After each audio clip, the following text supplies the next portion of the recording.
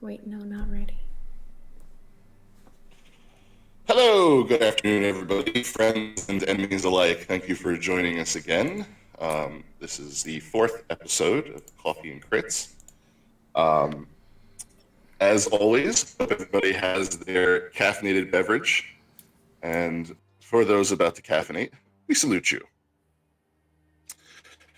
And without further ado, let's get right into it. Last time on Coffee and Crits, the party had a talk with the members of the Oblivion Continuum, who were dealing in the dead body trade on this side of Innistrad.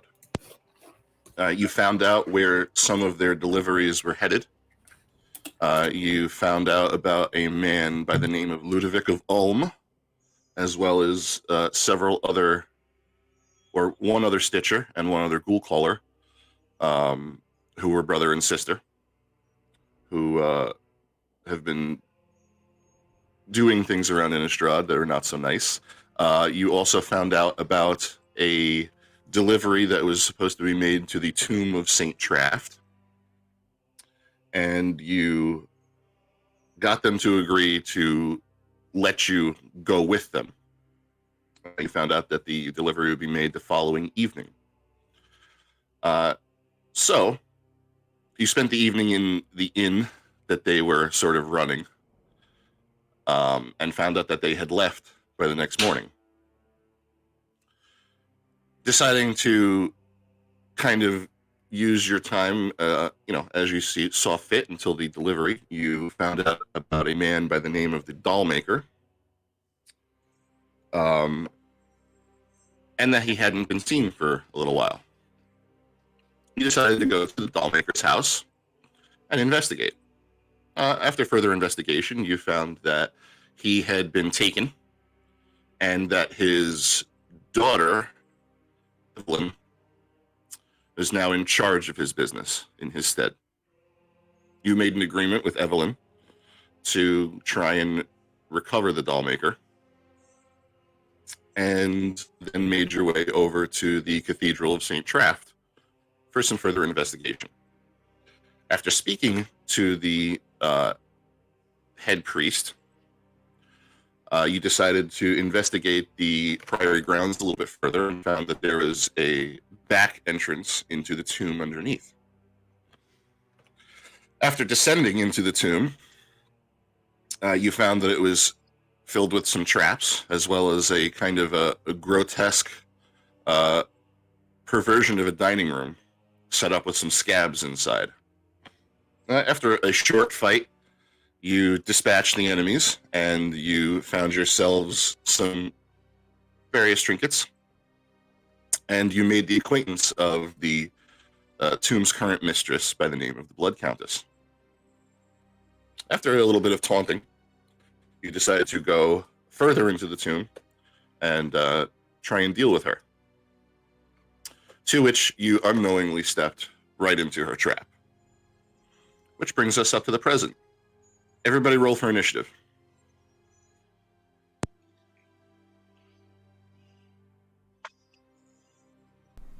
We need to see our tokens, dude.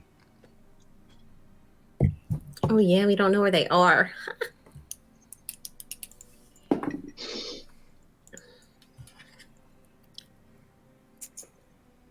I'll move them out for a second so you can come on. That's 19 for me, Cotton. 14. I'm coming in at... You should all be on the initiative tracker. Go ahead and change it.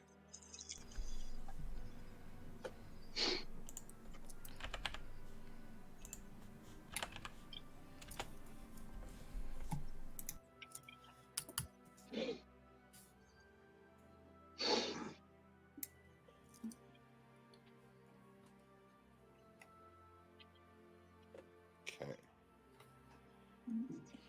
Can't forget Johan. Yeah.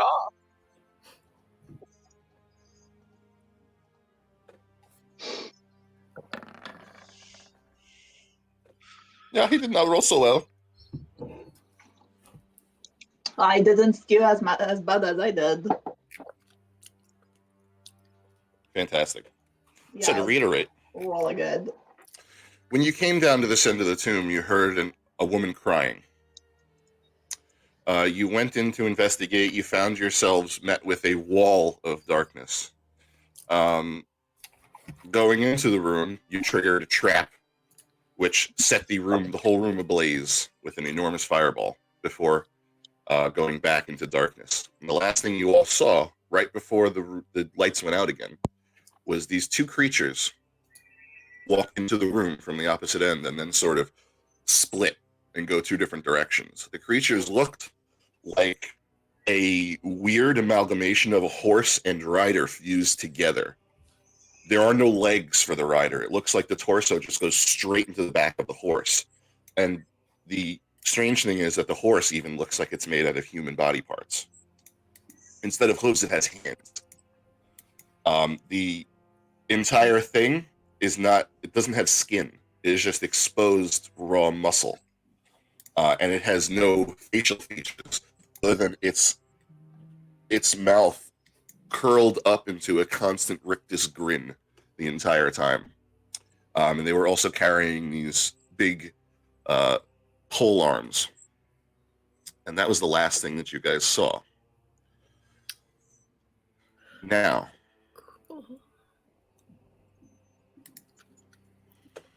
it is the Knucklebee's turn.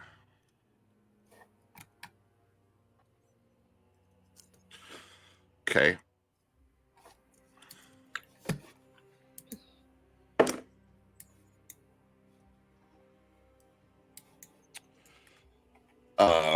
Merritt, you hear not like hooks, but you hear the padding of hands on solid stone as something runs by you, and you get cut in the process. I did.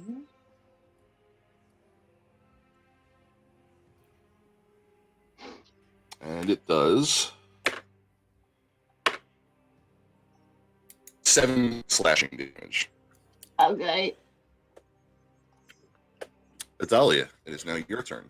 All right. So my alarm is still set directly to my right. So I'm going to turn in the other direction. I will ready an action with my musket and hold it. Okay. Fair enough. Does that end your turn? Or do you Yes. want to move at all? No, I'm staying right next to my alarm. Okay. Got it. Like it's to my back, and I am. Actually, wait. Where is my alarm? It looks like I did move. Okay, there. That should be correct. Okay, I will move up against the wall Okay. so that All right. there's only 2 directions that I can be attacked from. Fair enough. Yep. So you're confident you know your alarm is to your right, and you kind of you kind of back up and sort of feel behind you with, your musket raised, and then you back up against the wall and are just sort of readying yourself for whatever comes next. Okay, that is your turn? Actually, just give me 1 second really quick, because I believe this is actually going to be not Pip, but Toodles, the Mage Lock pistol. Okay. Great. With So lightning damage. Ha ha. Hopefully Okay. this will. great. So you kind of you sort of raise the musket and then kind of think better of it and sort of sling it and then draw your pistol to, kind of for a quicker reaction, so to speak. All right, great. Is that end your turn? That will end. That will end my turn. Yes. Do we Okay. know where anybody else is right now? Make a perception check.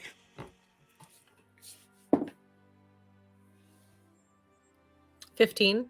Okay. Oh. You can tell from the breathing that you think Merritt is in front of you, And Night Song is to your left.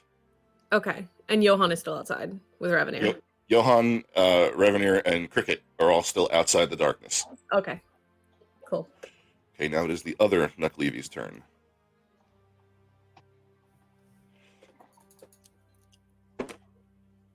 Night Song, you hear something similar. You hear the padding of feet run up, and you feel the wind of its blade whistle right past, inches past your face.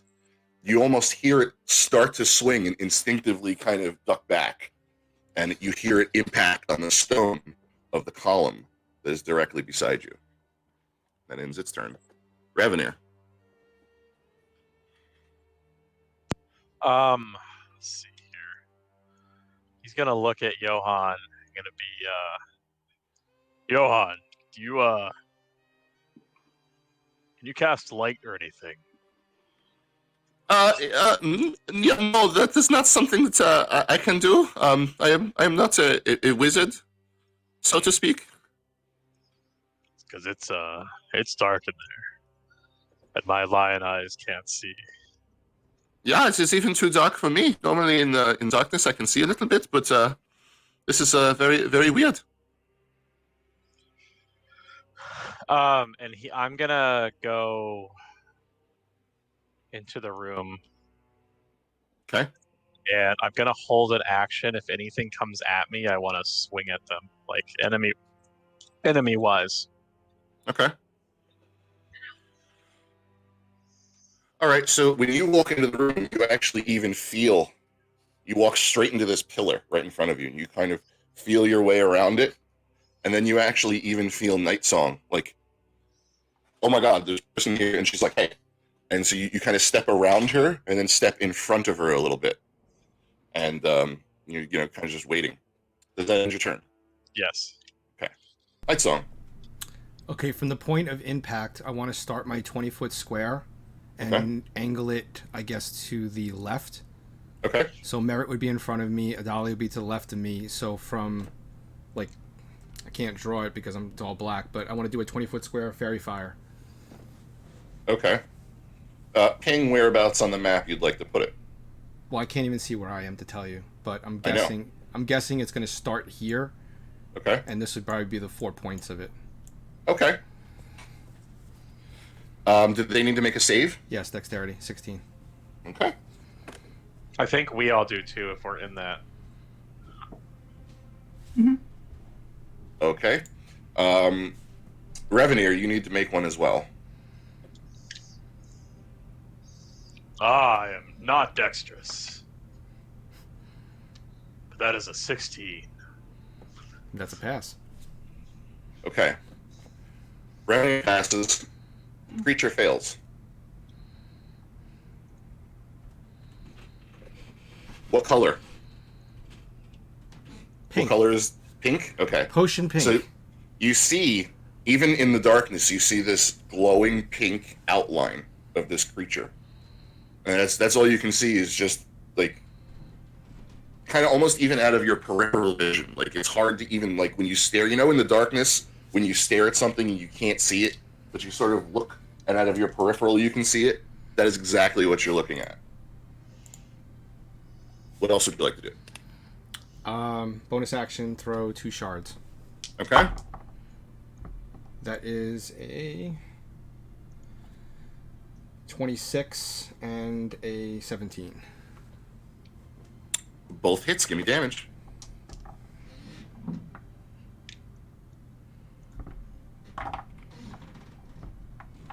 So first one is 8 and the other one is 6. Okay. So 14 total.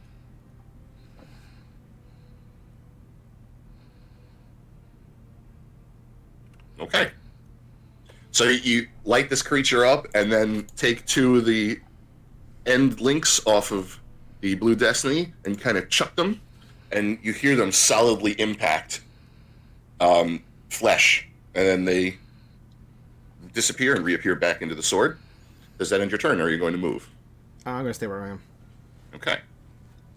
Do I have anyone adjacent to me? Like, directly adjacent?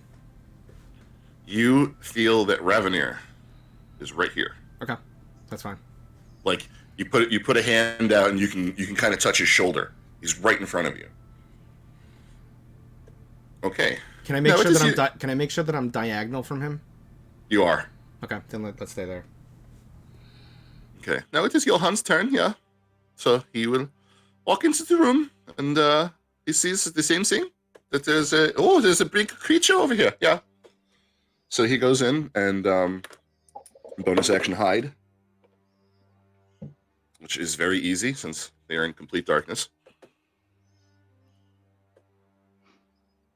And then he is going to take his dagger and make an attack.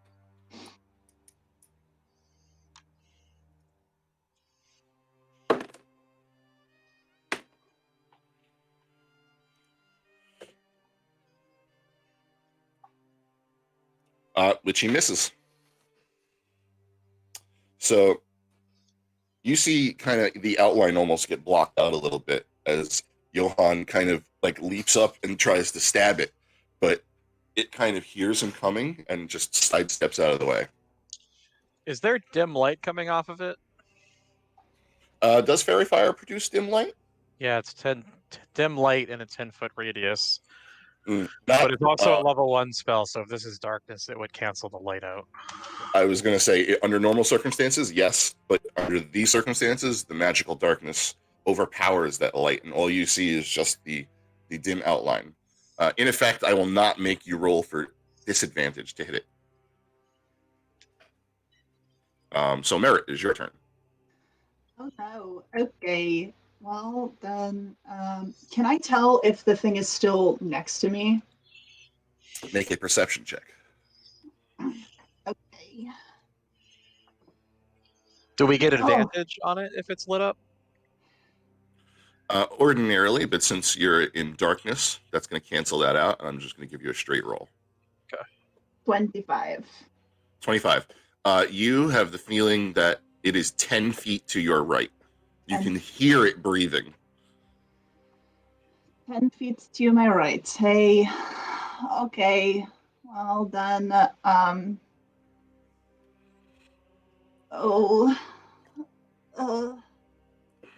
Do you like yell out, "It's over there"? not yet. I have to decide if I want to do something stupid or not. No, I'm going to just Do it. Oh boy.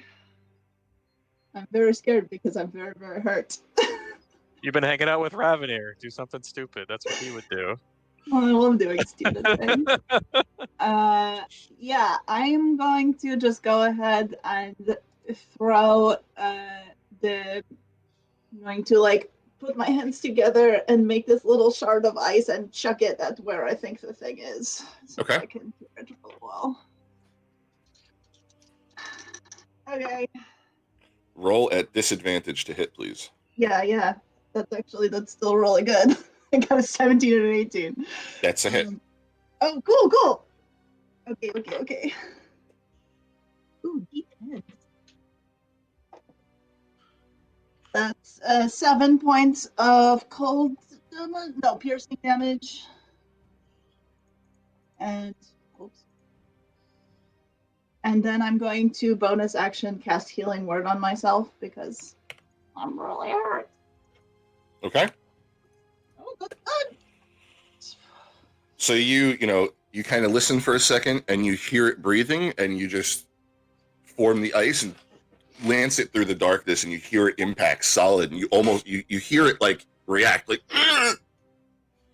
But Dahlia, I will give you a choice. You can use your held action to fire either the fairy fired one or the one that Merritt just attacked. The one that Merritt just attacked at it, that would be rolling at disadvantage, correct? Yes. Okay. You know what? I'm gonna let the dice decide. Evens fairy fire, odds Merritt. Okay. That is a 2, so that's an even. So fairy Okay. fire. All right. So straight roll. That's a nat 20. All right. All right, and that is with the Mage Lock pistol. Okay, so that is also going to do additional lightning damage. I don't know if that will provide any additional light at any point. Okay, I fire 6 times, so we're using the first charge for double damage. So that's 1d10. Max damage plus weapon die. Beautiful. And an additional d4. Okay. Is that also going to be max lightning damage plus roll? Beautiful. Oh, good thing it's the max. Am I right? That's pretty good. So that's going to be 8 points of lightning damage. And then that is going to be 15 points of piercing. Okay. Pew. Alrighty. So Nightsong and Revenir, you hear her kind of just shout out like, "Duck!" And she fires, and you see this brilliant bolt of electricity surrounding this bullet travel through the darkness and impact this thing directly in its chest. And for just a second, you see like this gaping hole in the middle of its chest before the darkness fills in again. Okay. Merritt, does that end your turn? I want to run forward as far as I can without Okay. going near these guys. Okay. Because I saw the room briefly for a second. So I'm assuming Yes. I can kind of guess where the door is. I'm running towards Okay. that. Okay. How far is your movement?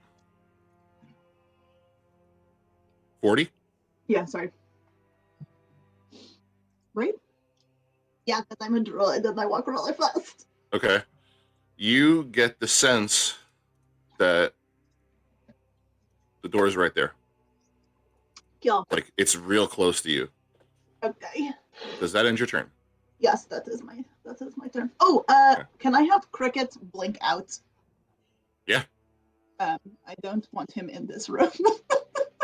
But I don't want him to be back there either. So Okay. Where would you like him to go? let's see. He can move how far? No, he can only move 30 feet. So I just want to have him blink out and like reappear like right inside the door so that he's like far away from stuff. Okay. But he's floating. He's Okay. floating high up. All right. Sounds good. Does that end your turn? Yeah, that's my turn. Okay. Now it is the Nuckleavy's turn.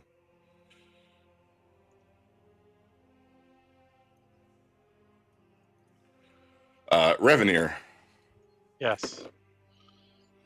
you hear the sounds of footfalls as something runs past you, and you get hit. Does that mean I also get my held action? 8 points of slashing damage. Yes.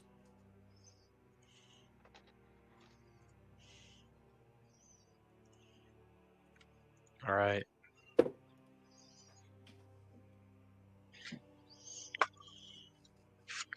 That's an 11. That is a miss. So as you hear it come running past you, kind of almost at the same time as it swings at you, you take a swing at it because you hear it.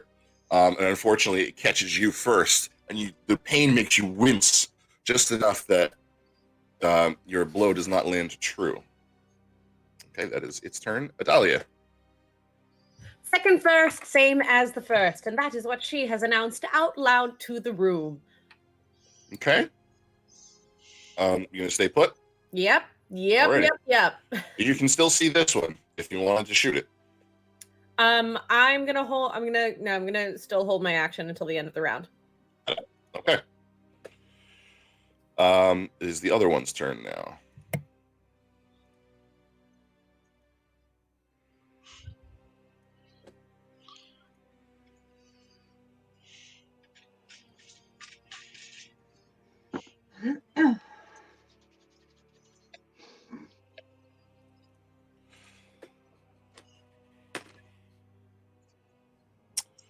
Revenir, you hear the same thing happen again as another one rides past you. Oh no! And does another 8 points of slashing damage. Oh, I didn't mark that off. And that ends its turn. Revenir is now your turn. I don't know where I am, but I would like to come over here Okay? and attack it. Okay? Now, if I use my fighting spirit, which gives me advantage, do I not get the advantage since we have an advantage and disadvantage canceling each other out? Since it's a class feature, I'll give it to you. So I'll say that and it's fairy fired. So I'll say that in this case, the advantage is kind of like one higher. So I'll give it to you. All right, which gives me 5 temporary hit points. I'm gonna need that because that hurt a lot. And then we're going to attack. My first attack is a 15 and a 10, so a 22 to hit. That is a hit.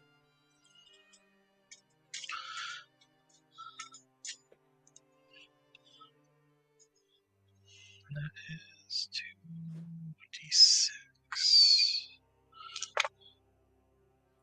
7. So that's going to be with 10 damage. Okay.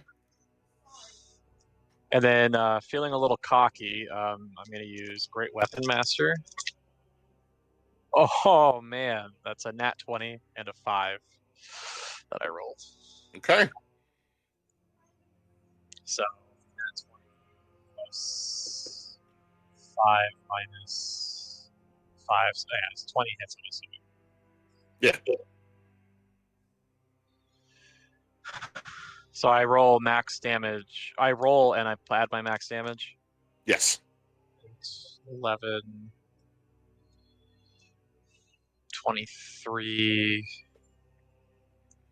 I think it adds 10, so 33. Okay. And then because I critted, I can attack again with a bonus action. Go for it.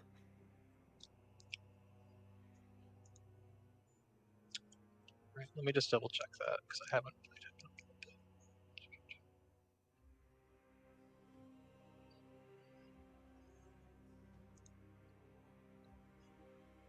Yeah, when you start a critical hit with melee weapon, reduce creature hit 0 hit points. All right. So with advantage again, there's a 24 hit. Yep.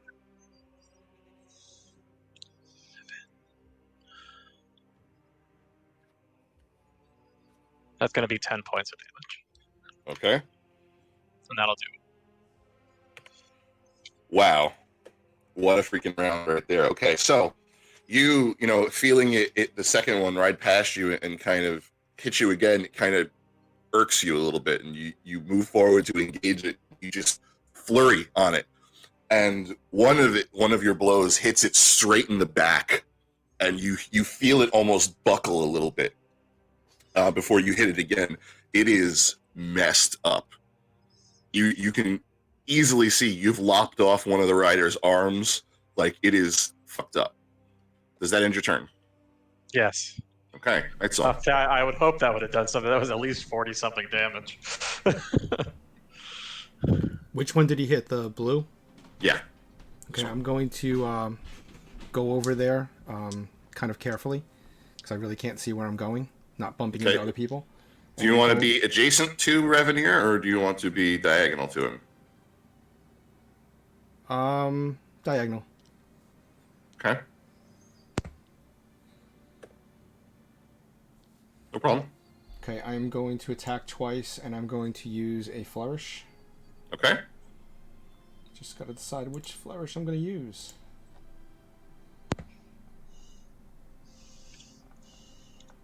I'm going to use the slashing flourish. So that is a 23 and a 17. That's it.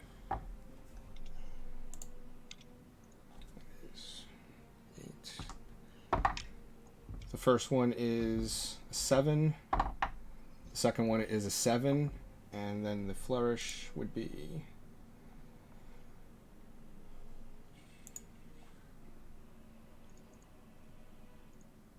my bardic inspiration die. So that is another 4. So 20 altogether? Yep. Okay. So hearing the melee from Reveneer go on, it's plus the fairy fire is pretty easy to locate this creature. So you walk up and stand next to Reveneer and just start going to town on it also. Unfortunately, it's still standing.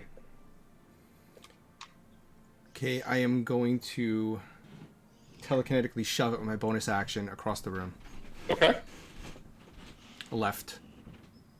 So that is a strength save. 16. All right. It passes. Okay. Does it take half damage or does nothing happen? No, there's no damage. Okay, great.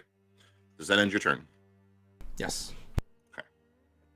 It is Johan's turn. Johan hears this melee going on. And he says, "Yeah, hold on, I'm coming." And he actually runs past. And as he begins, you hear him kind of run across the room from over here, and then working his way across. You hear one of the other creatures kind of yell out and swing, and it hits him.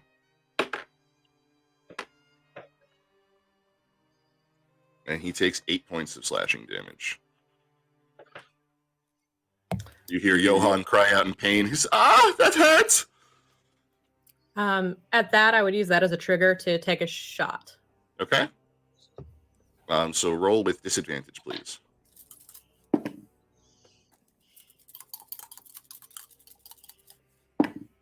Is that a reaction you have? Nope, she was holding her I action. hold my action. Okay. 17 to hit. That is a hit. Beautiful. All right. Come on, come on. And this is the second charge with the Magelock pistol. So that is going to be 8, 9, 10, 11 plus... Oh, it's stuck in there. Hold on. Come on, D4. 12. Okay, that's 1 point of lightning damage. Okay, so 12 damage altogether. Yeah. Okay.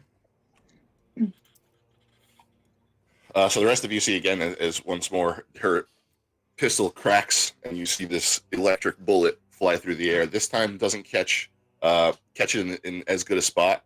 It only catches it in the leg and doesn't do as much damage. Okay. All right. So Johan is now going to bonus action hide, which he rolls natural one on, so no. But he's going to attack, and he gets advantage anyway. Okay, and that is a hit.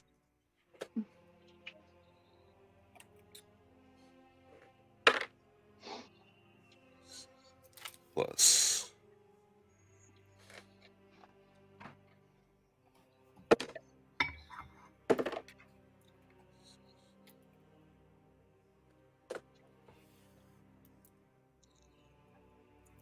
Okay.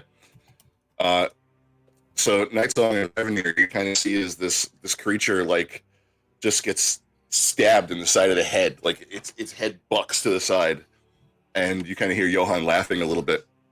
It is now like you see the outline is sort of barely standing. It looks like it's even with its one remaining arm using its pole arm to kind of keep itself upright.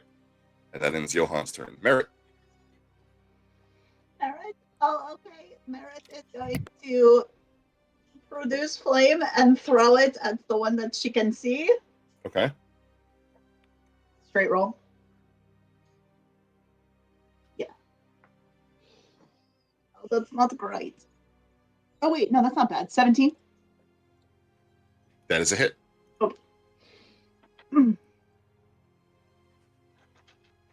Here. Lots of runs.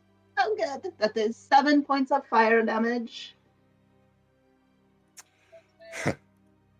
Merritt, how do you flavor your coffee? Seriously? Okay.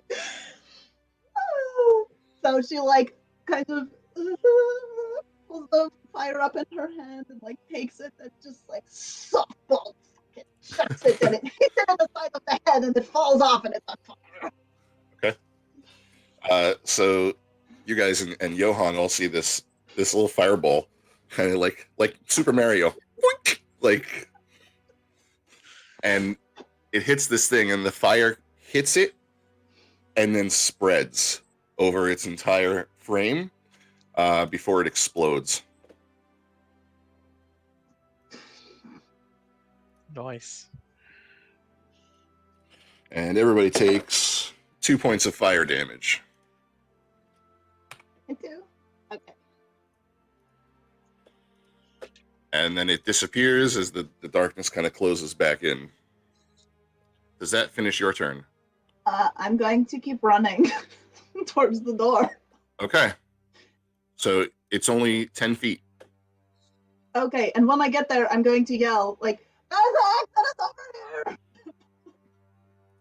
So yeah, you move another 10 feet, and then it's almost like you push through a curtain, and the darkness is gone, and you're back into like what looks like the same tomb, just the opposite side of the room. Is there a door behind me? There is a door here, but it's ajar. Can I shut it? Sure. I would like to shut that door. Okay. Yeah. So you just shut the door at the end of the hall there, just to kind of prevent anybody from coming through from the other side. Okay. Fair enough. And for Cricket, can he just move towards where he heard my voice coming from? Yep. So he's going to move as far as he can towards where he heard and saw you throw the little fireball from. Does that end your turn? That is my turn. Okay. It is now the other Nuckleavy's turn.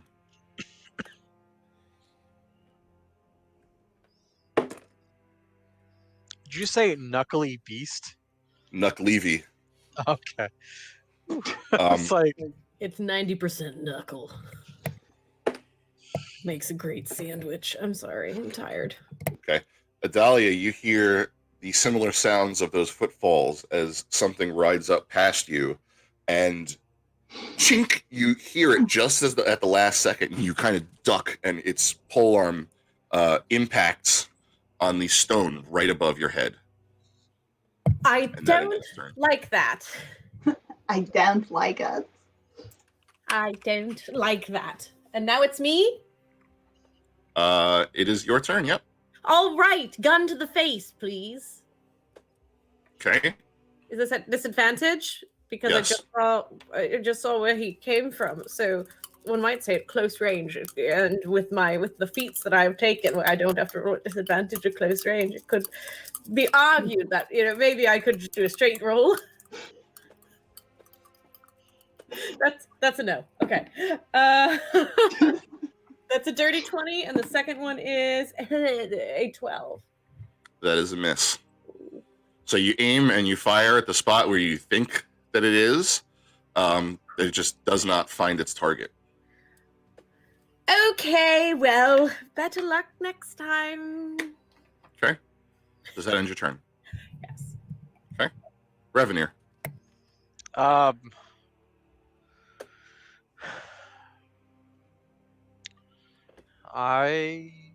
Do I have any idea where the other one is in that flash from before?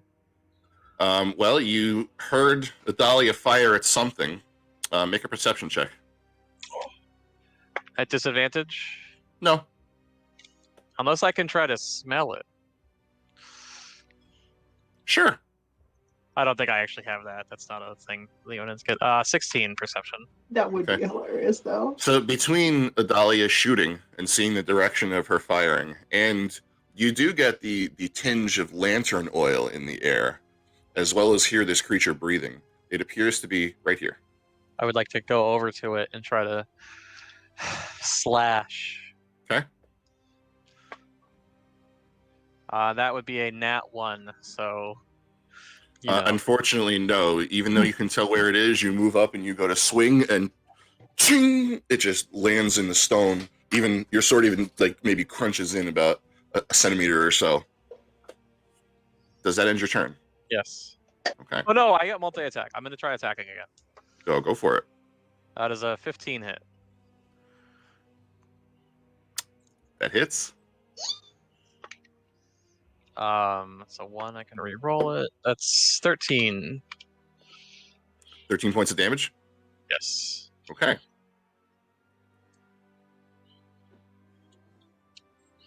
And that's it. Alrighty. So with your first attack missing, you kind of bring it back up in an upward stroke, and you manage to catch it in the belly as your sword kind of runs along it and cuts. You feel it cut into flesh. Night Song. Did I see Ravnir go past me? You didn't see him, but you pretty easily heard him, and then you hear him attacking something that's maybe 10 feet away from you. Okay, I'm going to go 10 feet in that direction. Okay. And, Is there a loud clang as the metal hits the stone? Ding, ding, Yes, ding, yes. ding, ding. Yes, very audible. and I'm going to try to attack at disadvantage. Yes. Okay, that is only a 14, so that misses.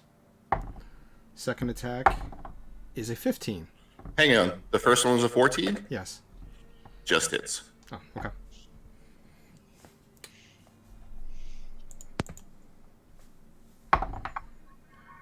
That is a 10 and an 11. So that would be 21 damage. Ah. Okay.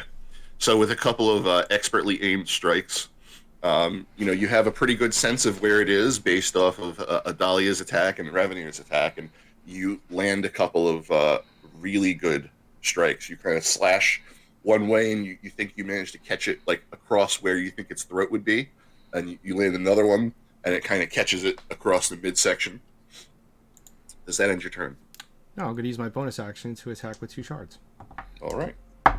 Also at disadvantage, right? Yes. Okay, that's a 14, Okay. a It's 7 and a 17, and a 19. So both hits, right? that hit. Yeah. Damn, you guys are rolling well. Okay, that would be a 7 for the first one and a 6 for the second. It's called lying about our dice rolls, Jeremy. I'm just... Okay. So it's you know exactly where it is. You pop 2 shards off and throw it really quick, and you hear it again hit flesh and impact before the shards reappear. Does that end your turn? Yes. Okay. Johan is going to make a perception check.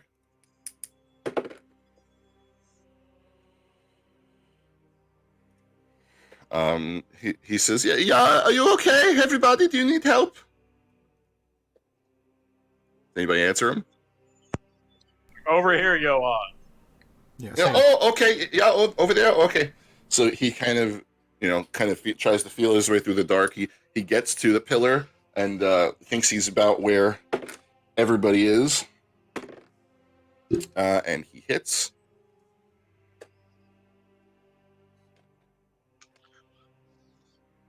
So that is 7.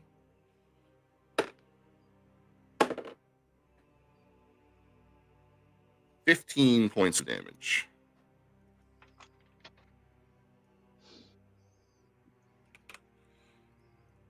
So he just kind of, after feeling his way across the pillar, he puts his hand out and kind of feels like the rear end of this horse thing, and just jams his dagger right into it. Says, yeah, I stabbed it in its butt.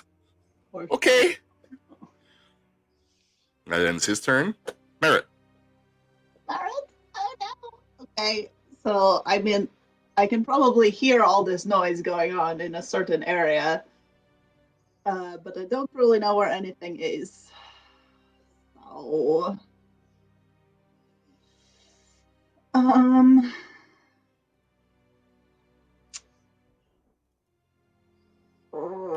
probably I'm going to just like try to produce flame and throw it at where I think this thing is. Okay. What's the range on that? It is, I think it is, oh no, it's only 30 feet. I think it's 60 feet.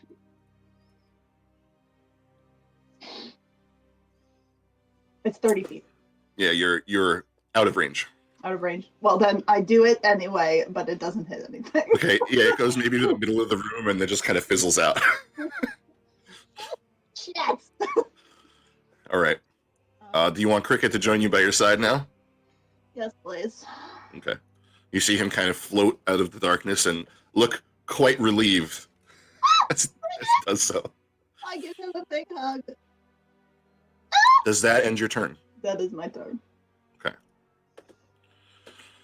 This creature here, it is Nuckleavy's turn, and it has nowhere to go. So you all hear it very blatantly in front of you, just unleash its rage and start swinging wildly. The first one goes at Adalia, which misses. The second one goes at Nightsong, which misses. The third one goes at Revenier, which hits. 9 points of slashing damage Woof. How are you looking, my friend? before it ends its turn.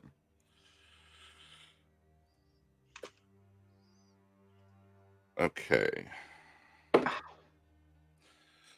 Adalia,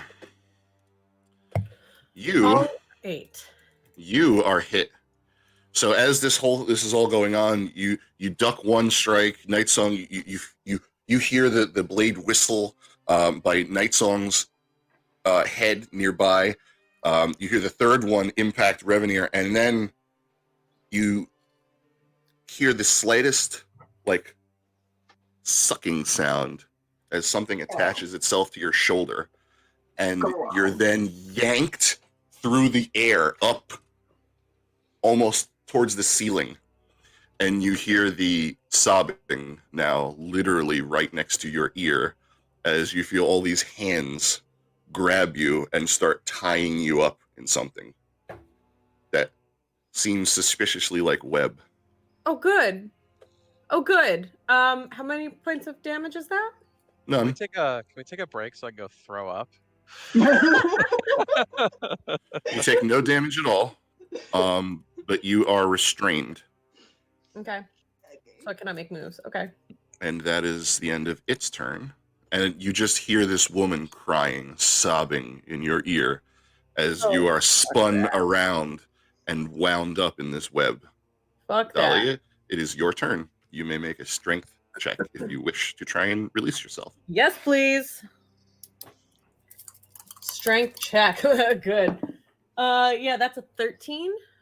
Okay, so you kind of summon all the strength that you have, and you just like, all right, watch, I'm gonna flex and bust out of here, and you just burst out of this whatever it is that's holding you, and you fall. Make an athletics or acrobatics check, please. Your choice. All right, we're gonna go ahead and go with. Hold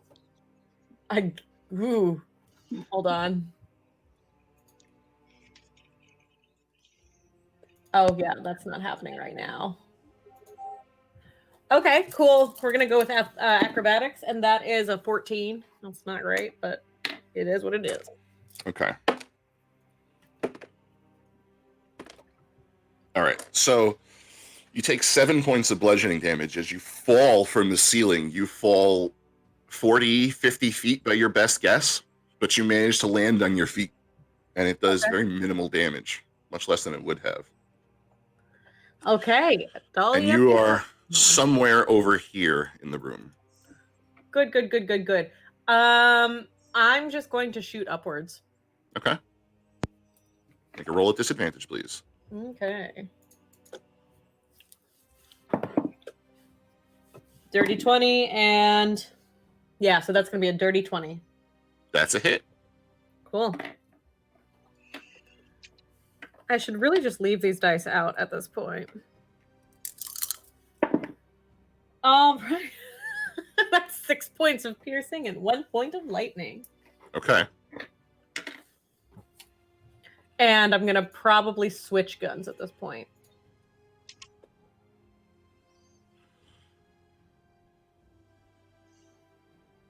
Okay, 1 second. So for the briefest of moments, after you fire, you see where your bullet lands, and this creature is lit up in the darkness for just a split second, allowing you to see what it is. You see turned upside down and attached to the ceiling, this enormous creature. She has long raven hair, which kind of curtains her pale, delicate features. She has these innocent blue eyes gazing down, and her head precariously lolls from strained stitches on a neck that looks like it's almost crushed in. Anywhere you see bare flesh is adorned with these black obsidian stitches. Elongated ribs stretched longer than nature intended. A fusion of knees and elbows are encompassed with rows of patchwork. The thorax and lower torso is a culmination of snapped ribs and twisted spines. It is a woman fashioned out of human parts into a spider. I'm good. And she's enormous. And then that's the last thing you see before the darkness closes in again. Okay, may I use my movement? Yes, you can. I'm gonna get the fuck out. I don't care which direction. Okay. How far? Full movement. She just Okay, went full Wisconsin. Is that 30 feet? 30 feet, yeah. All right, roll a d6 for which direction you run. I would say, like, if there's anybody from my party that I can sense is near or can see at all, Okay. I'll probably go in their direction. Okay. And that's a 1 on the d6. Okay. All right. In your panic, you run into the corner of the room, Okay. and it just kind of you feel the two walls, and you know it's the corner. You kind of turn around and brace yourself against the corner, kind of waiting for what's coming next. Is it Does that end your turn? possible to use my bonus action to move my alarm next to me? No, above me. Above you. Okay. Yeah, sure. Cool.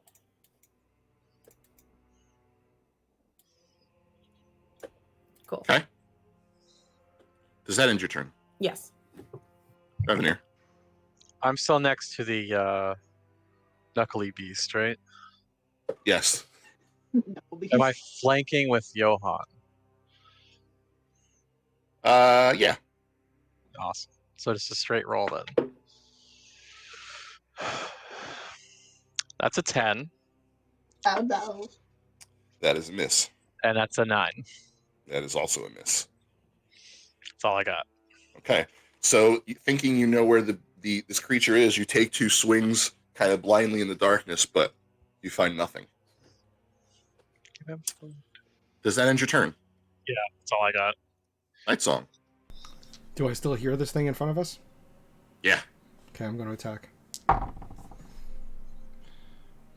That unfortunately is only a 10. That's a disadvantage, right? Yes. Yeah, it's a 10. That's a miss. And that is a 14. That is a hit. Oh, that is max damage, 12. Okay.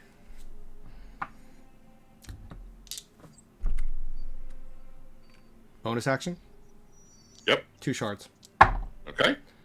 That would have been nice. It was a nat 20, but disadvantage. Otherwise, it is a 13. That misses, right?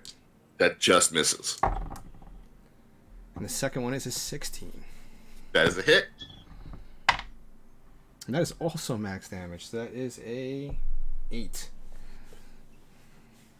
Okay. You can hear this creature breathing very, very raggedly from in front of you. You smell kind of blood tinged with lantern oil just like all over the place in front of you. Does that end your turn? Yep. Okay, it is now Johan's turn.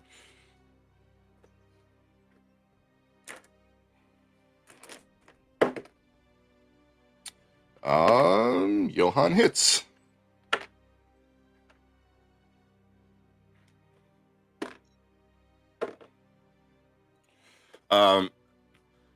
How do you guys want Johan to do this? Like a blender. Okay, so Johan says, "Yeah, I think I can do this. I think I can finish it." And you tell him, "Turn it on, Johan." And he says, "Okay." And he hops on its back and pulls out just 2 daggers and just starts stabbing, like, and you see him take something and just throw it, or you hear him throw it, and it sounds like he threw its head down the hallway. Oh, gross. Was it a strike? Yes. Yes, he bowled its head down the hallway and it hit these crates and like destroyed them. Okay. Merritt. Oh man. Can I actually peek around the corner and see, or peek around the door and see if I can see what's in this next Sure. area? Yeah, absolutely. Do you have dark vision? No. Okay. Then it is very dark and you can see about 10 feet. Okay. Does it just look like a room? It looks like this tomb is just continuing down the hall in this Right. direction. Do I hear anything? Make a perception check. Okay.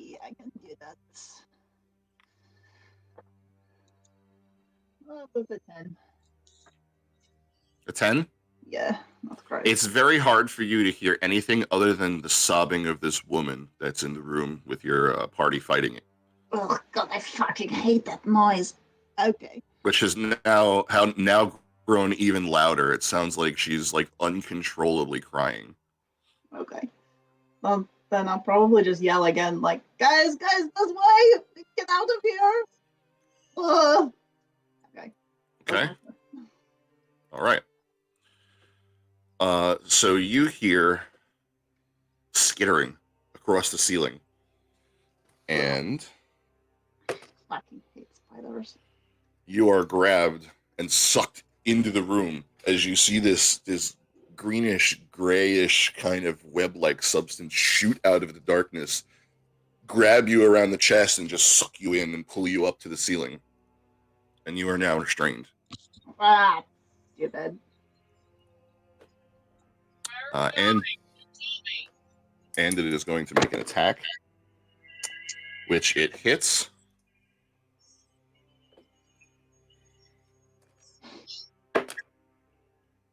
Does 9 points of piercing damage as you feel these like teeth, just rows and rows of teeth bite into your shoulder as it's kind of spinning you around and tying you up. And that ends its turn. Adalia. Okay. I'm in the corner. Mm-hmm. Can I roll perception to see if I can see, like, figure out what's going on at all? Absolutely.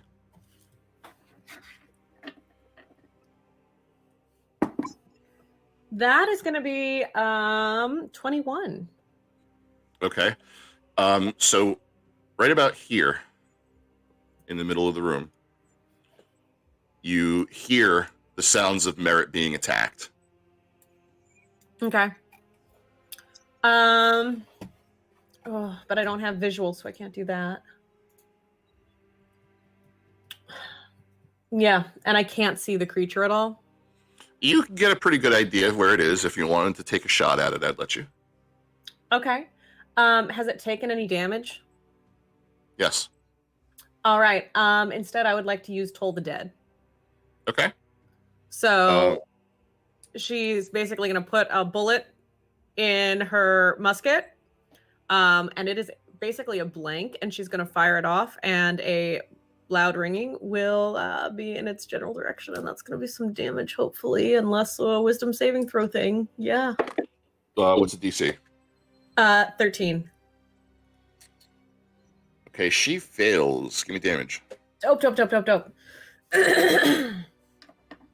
That is going to be... Jesus Christ. So that's a 1. Okay. That is 1 point of necrotic damage. I really thought this through. Okay, so you guys hear this kind of crack ring out and sort of fills the chamber. And Merritt, you hear this crying turn into screaming, like, "Ah!" And you can kind of feel her like contort 2 of her hands and kind of cover where her ears ought to be. And she just starts screaming and she drops you. Oh, that's right. Stupid. You're still restrained, but you take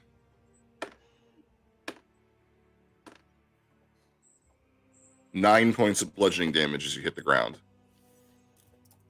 I'm out. Okay. Adalia, does that end your turn? That I'm gonna go ahead and start using my movement to go down this way to about right Okay. here. Yeah, Okay. and I'll move my alarm with the bonus action. Got it. Yep. That's exactly where you end up. Cool. And you're feeling your way. You can feel the wall on your right side as you're kind of moving down it. And so you're using that to kind of skirt the circumference of the room. Okay, cool. So go ahead and move your alarm as you see fit. Does that end your turn? That does end my turn. Revenir.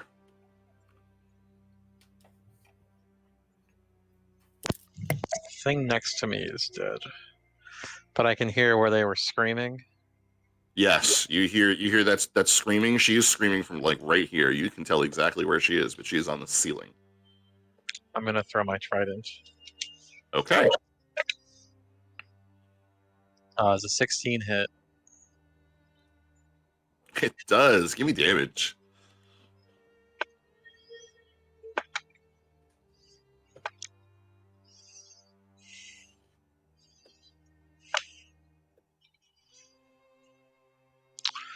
I just gotta see something.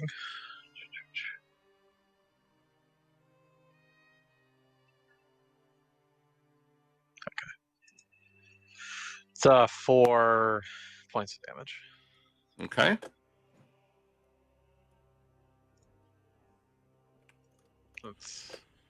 Well, see, I also have javelins. I'm gonna throw a javelin at her too. Okay. It's 2 15s. So that's a 20. That's a hit. That's gonna be 9 damage.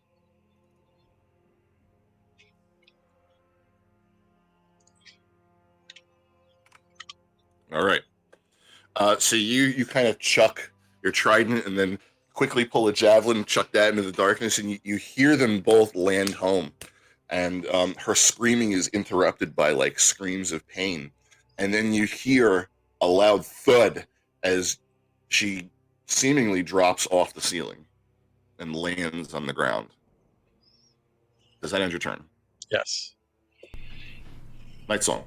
Did I hear where Merit fell? Yes, over here somewhere. Okay, I'm going to try to get as close to her as I can. Okay. So you feel your way through the room and you come up on this creature and you kind of skirt the side of the creature and you're feeling along the ground and you kind of feel Merit and then your hands touch this like sticky substance and you kind of quickly pull away before you get entangled in it. Okay. But she's right in front of you. Okay, I'm going to do Cure Wounds at 2nd level. Can I use Okay. my Hex? My Hex Sure. chest? Yeah, sure. Okay, so obviously we're in the dark, so you can't see it, but it seems like blood actually seeps from Night Song and infuses with her healing powers. So that'll be a 3d8.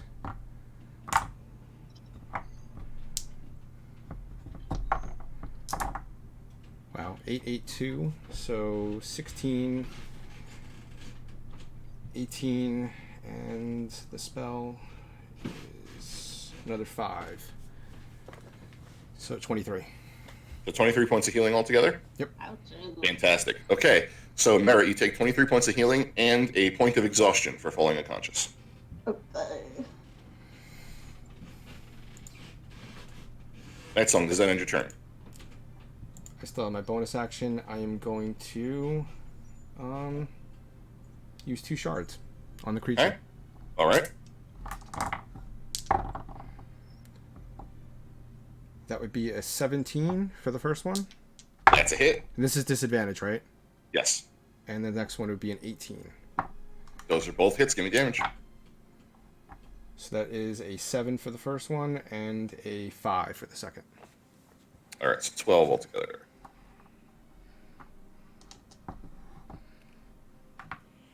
So after you kind of reach out and do some healing to Merit and kind of feeling like you hear her come back to consciousness, and so you turn your attention back to the creature and you take the 2 shards and kind of flick them out quickly and hear them land both pretty solidly.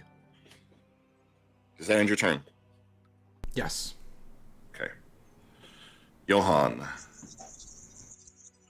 Johan is going to move through the room to where he feels the creature is.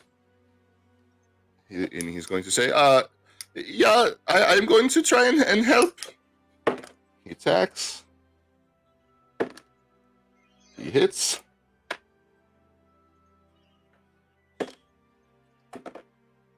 Does 9 points of piercing damage.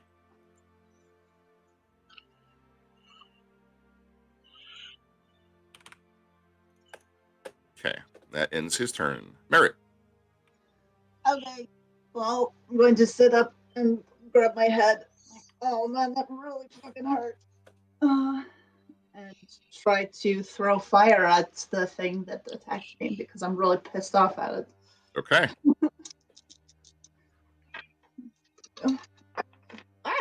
No, Jesus.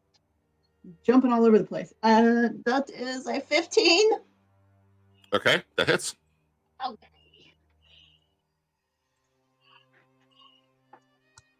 Oh no, that's only 3 points of fire damage. Okay. So even though you're still restrained, you kind of with one hand are able to produce like a little fireball and kind of like throw it to your side. And just for a second, you see it land on like one of this creature's many legs and then starts to spread up its leg. And it does more damage than you think it would have otherwise. Yeah. And then she just starts to kind of scream like, "Ah!" As you know, her one of her legs is like on fire, and she quickly shakes and puts it out. Okay, it is now her turn. She is going to attack Johan. She hits. Does 12 points of damage. So you hear is kind of like one enormous limb just kind of flies through the air, and then you hear it solidly impact Johan, and you hear some ribs break, and Johan screams in pain. He does not sound like he's doing too well. That's the end of her turn. Adalia. All right, we are going straight with musket punch Okay. hard time. All right. And that's disadvantage still? Yes. Cool. Let's get smacking. All righty, come on, baby. 17 to hit. That's a hit. Yes. Okay, don't let me down. Don't let me down. I get 7 points. 7 points of damage there. Okay. All right, and we're going to keep moving down about as far as we can.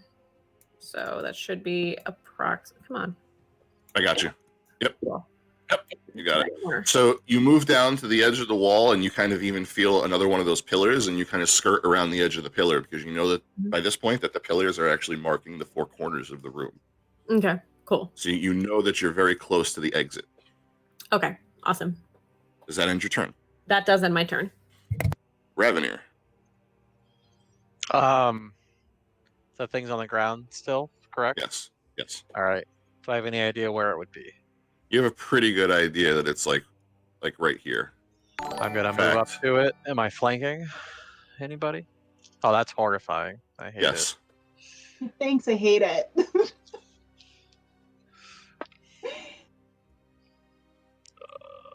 Jesus. That's a 7, and That is a miss. that's an 18. That's a hit. So that's going to be 8 points of damage.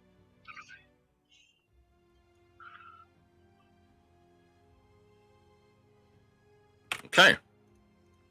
So you kind of run forward, hearing your friends in melee with this, and you hear Johan cry out because he got hit. You just take 2 wild swings. One manages to find purchase, even lops off one of its many legs.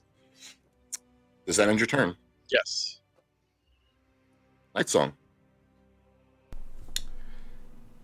I'm going to do a nursery rhyme of Little Miss Muffet and do Vicious Mockery on her.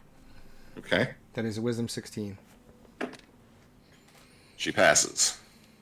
Okay, well, then my bonus action, I'm going to attack with 2 shards. Okay. And that's at advantage. Is it normal roll? Normal roll, yeah, because she's flanked. Okay, so that is a nat 20 and a 23. Okay. Give me damage. Okay, so that's full damage plus another D roll, right? Yep. Okay, so that is 11. Okay. The first one, and the second one is another 5. So 16 total.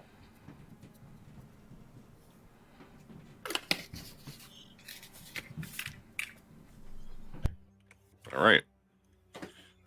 So now, does that end your turn? Yep. So now you hear her, and this crying has turned to like actual. It sounds like she's in fear, like she's afraid. It sounds like she is not doing very well. Her breath is coming in ragged gasps, and it seems like she's bleeding from a score of wounds. Johan is going to attack again. You hear Johan breathing very raggedly as well. He hits.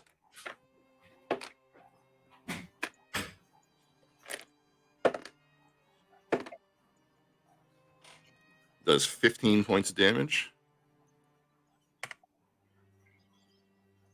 And so you hear him kind of like, yeah, I will show you who's boss. And he kind of just, you hear some stabbing sounds. And that ends his turn. Merritt. Okay, well, I'm going to do the same thing and throw a piece of fire at her and be like, oh, back up.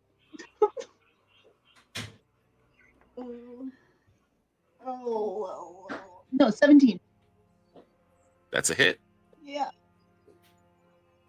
I keep rolling 12s and being like, damn it. Oh, wait, modifiers. Duh.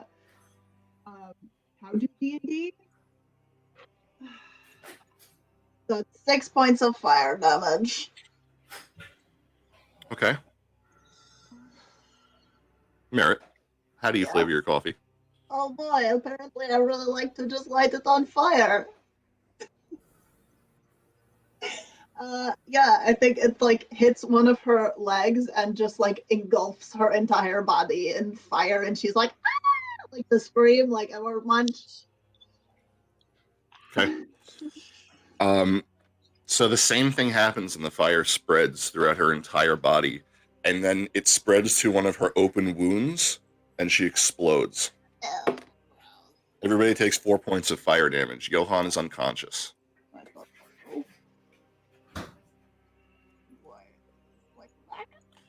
And we are out of initiative. Oh my god. Ouch. You said 4 points? 4 points. Oh my god, I have 2 hit points left. So Revenir and Johan both fall unconscious from the explosion. No, I have 2 left now. I have Oh, you have 2 left. Oh, I thought you had 2. Okay. So only Johan drops. And so as the chamber goes silent, now absent of the sobbing, the darkness fades, and after a moment or two, the chamber is filled with just normal darkness. Those of you who have dark vision are able to see as you typically would. What would you like to do? I'm going to go over, pick up Johan with a level 1 Cure Wounds. I Okay. think a short rest is in order. Yes, definitely. I'm going to have Cricket cast light on his little horn so that we can all see. Okay. Sounds good. How much healing was that? 10 plus 5. 15. Okay. So you kind of reach out and do it, and he grabs your hand in response and kind of looks at you. And he says, "Yeah, thank you. That is helpful. I was not looking to die a second time." Me neither. Well, at least we know how to bring you back, I guess. Ragnar, you are not dead. Okay. What would you like to do? If we're going to take a short rest here, I'm going to go ahead and move the alarm to right there. Okay. Are you going to shut the door again? Yeah. Okay. So you shut the door. You put your alarm up. Everybody wants to take a short rest. Yeah, short So you want rest. to take about an use hour. hit dice, and I'll do Song of Rest, so it's an additional 1d6 for anybody who listens to the music. Is it Okay. 1d6 per hit dice? I don't know. Yeah, I'm also trying to find where the hit dice pool is on Beyond. If you go to the top where it says short rest, it'll give you the option. You Oh. click on it, and it'll give you the option for everything. if you want to use your hit dice or whatever.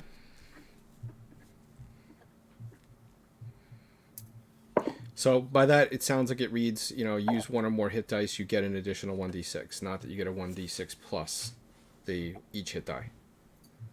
It's still something on top of what you normally would heal for. Okay. So you all, are you going to gather by the doorway or the other doorway or behind a pillar or make a tent? Yeah, I guess the corner of the room, kind of Yeah, where like- Dahlia's at. Right there. So you guys all kind of gather up in the corner of the room. Revenue, are you going to use this opportunity to attune to your new sword? I am. Sounds like a good idea. Okay. And while we were all doing a short rest, let's take a bathroom break too. Yeah. This now seems like a good idea. So we will take 5 minutes. Everybody go do your thing, get a cup of coffee, and we will be right back.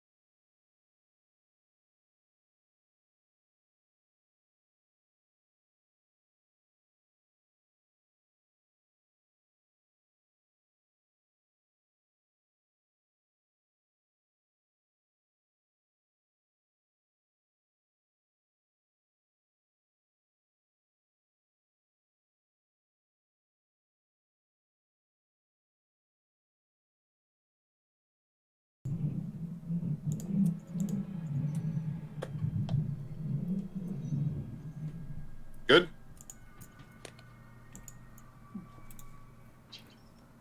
Okay. All right. Welcome back. All right, so everybody is taking themselves a short rest. You go ahead and use up any hit dice that you want. And is there anything everybody would like to accomplish during this short rest? How I'm long going of a short rest are you taking? about an hour. Mhm. An hour? Okay. So that's about the time that you would need to attune to your weapon. And I'll say this, you can do that at the same time that you're resting. That's fine.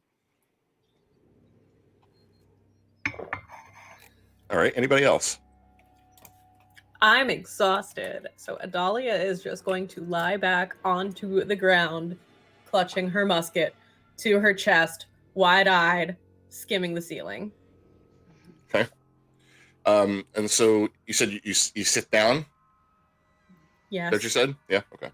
Yes. So Johan comes over and kind of leans against the pillar in front of you and kind of crosses his arms and he says, yeah, Adalia, are you okay? Fine.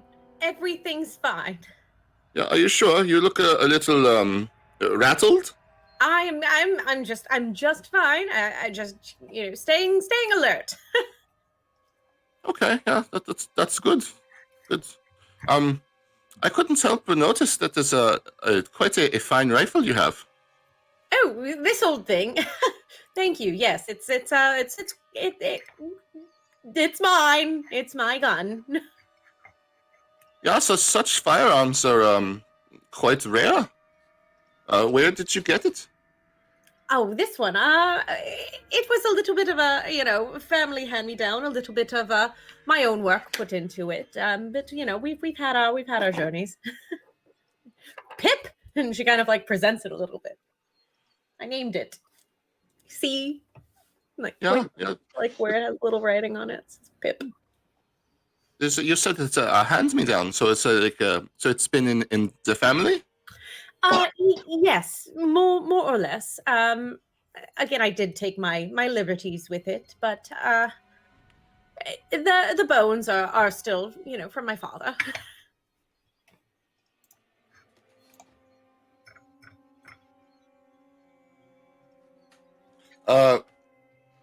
So he says, this kind of brings up a few memories I have.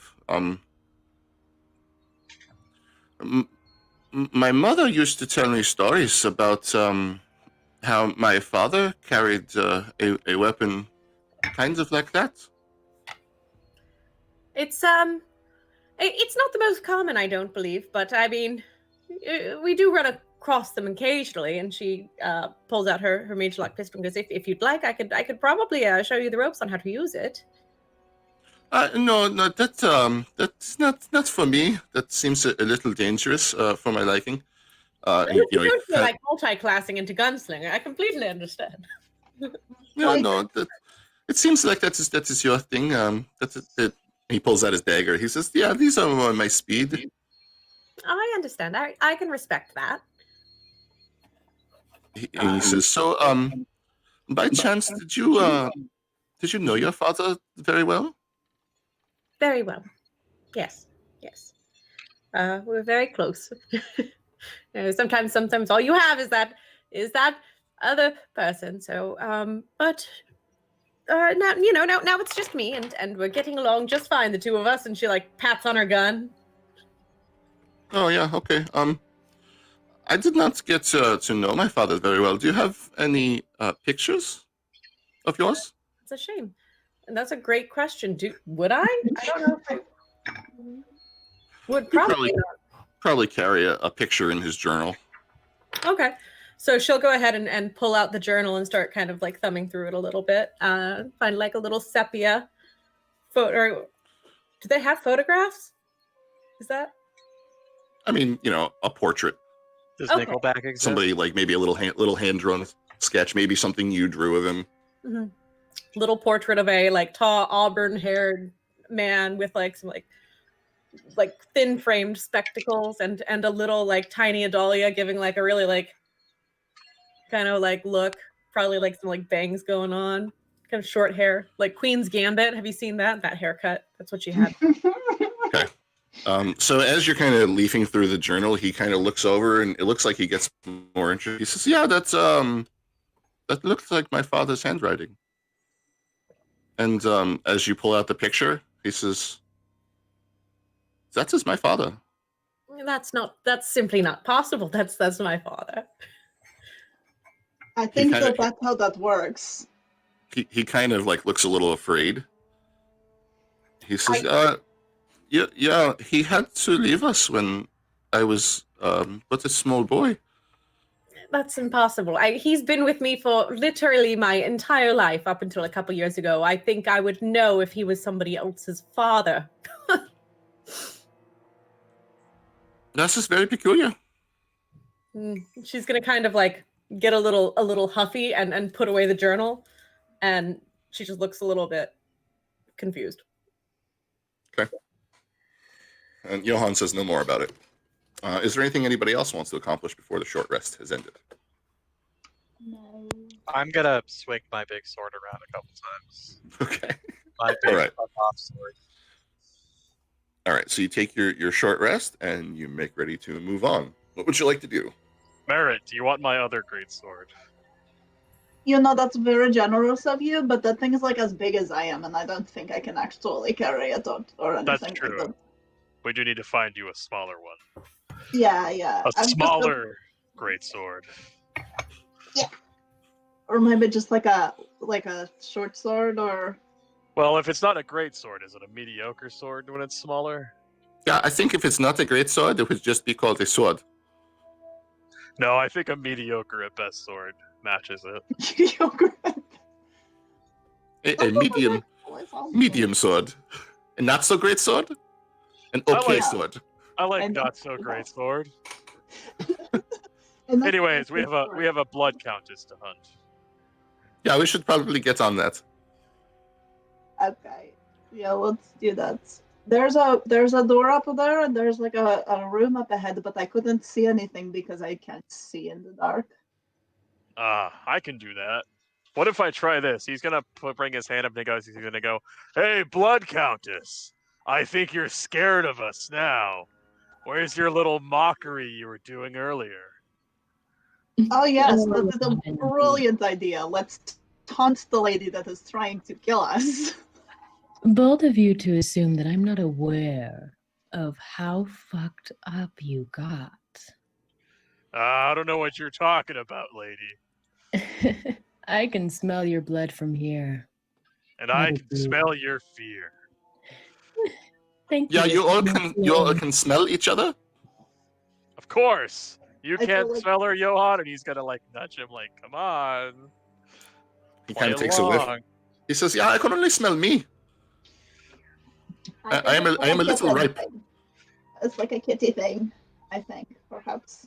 That you can like. Is your sense of smell really that good? It seems like it's pretty good. You can smell her from here. Oh, what does she smell like? It is nice.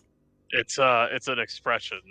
Oh, Oh, I okay. have never heard that expression before. This is the first time I have ever met a kitty person. It's not like the doggy people who try to eat me. But if you think I'm so afraid, come fight me, little cat, and I'll just make you like your little bird. Oh shit. His face drops to anger and he just fucking goes. No. Merritt is going to try to grab him. Wait! Yes, I believe Jump on the- his back. Wait! join your demise. I believe the phrase is shots fired. But they don't have a gun, Vampiress. Adalia cocks the rifle. It's a musket. But he does. I jump on Ravnir's back. No, wait! Don't go by yourself! Okay. So as you all, kind of move in and turn the corner, you see that this hallway just extends kind of down a little bit further. Okay. He's gonna You wanna- occasionally, as he walks, like tap his sword on the wall, trying to Okay. like get hyped up. Okay. Um, and then I'm gonna pick I'm assuming Devil's Fiends is probably the best for right now. Okay, as your bane. All right. You think the darkness is your Okay. So as you move a little bit further into the room, you see that it opens up. It looks like there is a stream Is it a Twitch stream? coming from, yes, Coffee and coming, Crit. every other Coming- Sunday, 12 noon Eastern. flowing from north to south. So coming from this direction, flowing in this direction. And then the room continues a little bit further on. So where are you hiding, Countess? So I can come face you. Bold of you to assume I'm hiding. Well, you haven't shown your face yet. Nor have you. Now find me. How about a hint?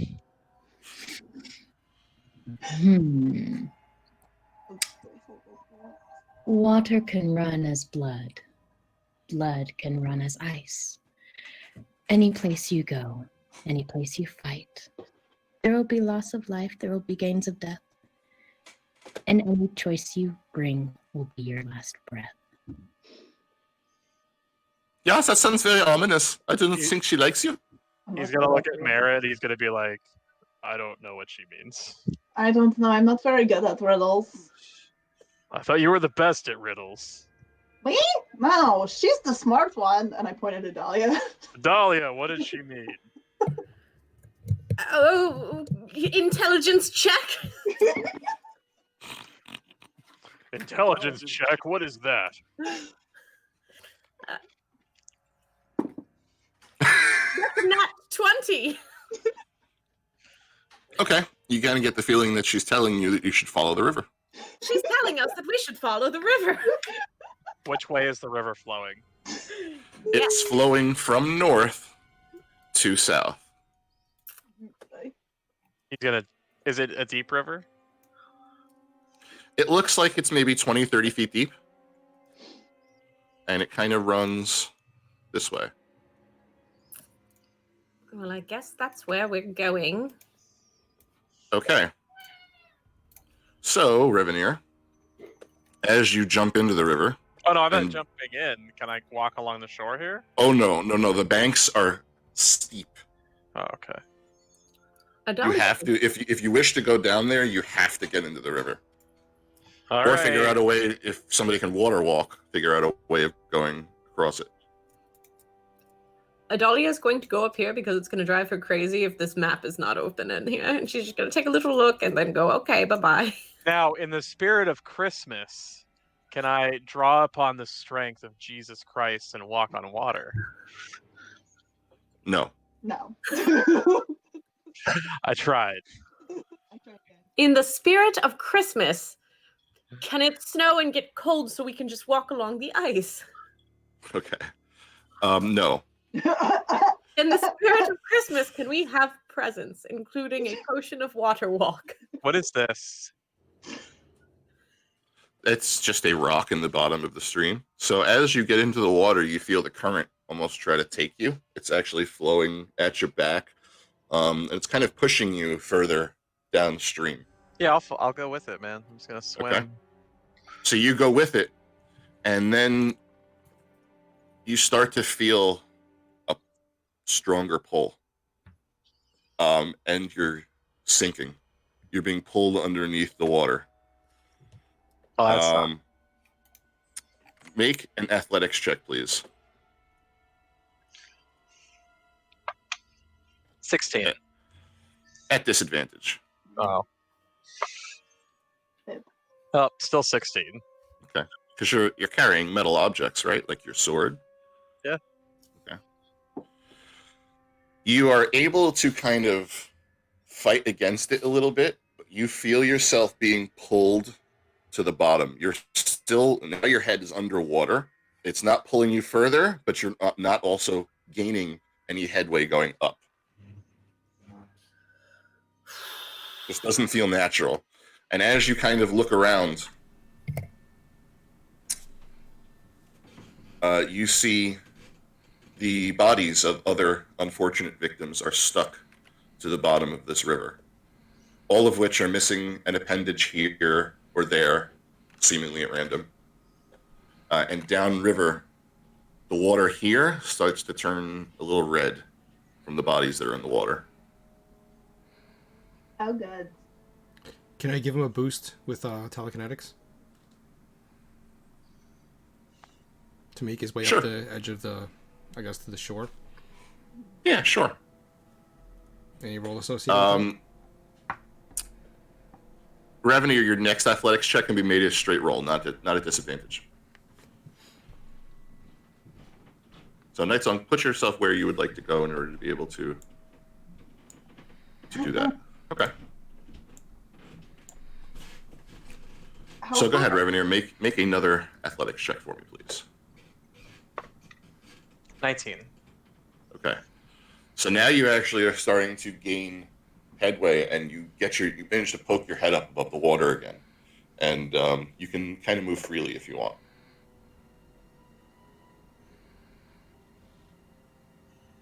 Where would you like to go? But I can't like climb up here, can I? Sure. Okay. So yeah, with Nightsong's help, you manage to kind of hoist yourself out of the river and up onto the embankment over there, and you can see that the hall just kind of continues down in this direction, but the river also continues down in this direction. You just can't see what's beyond the bend.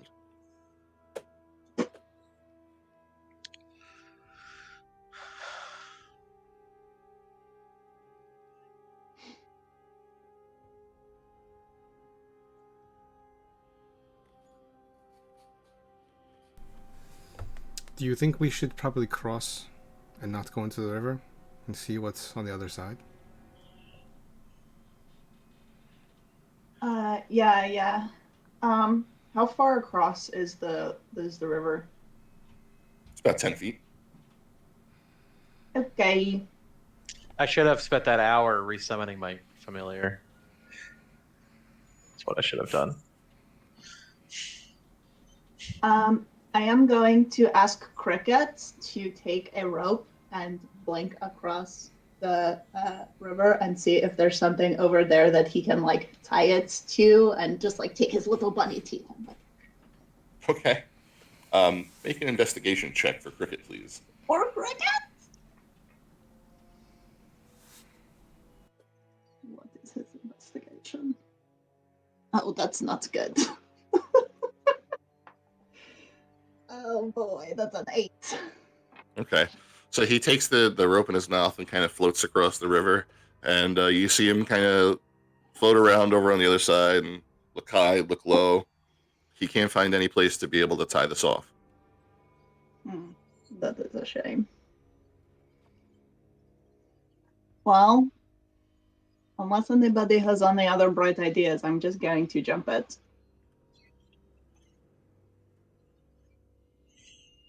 I think that is probably the best. See if we can jump across. It's not that far. Okay.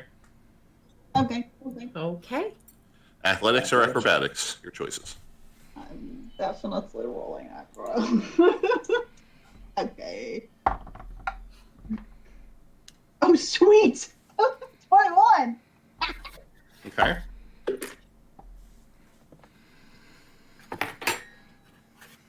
$17 for Nightsong. Okay.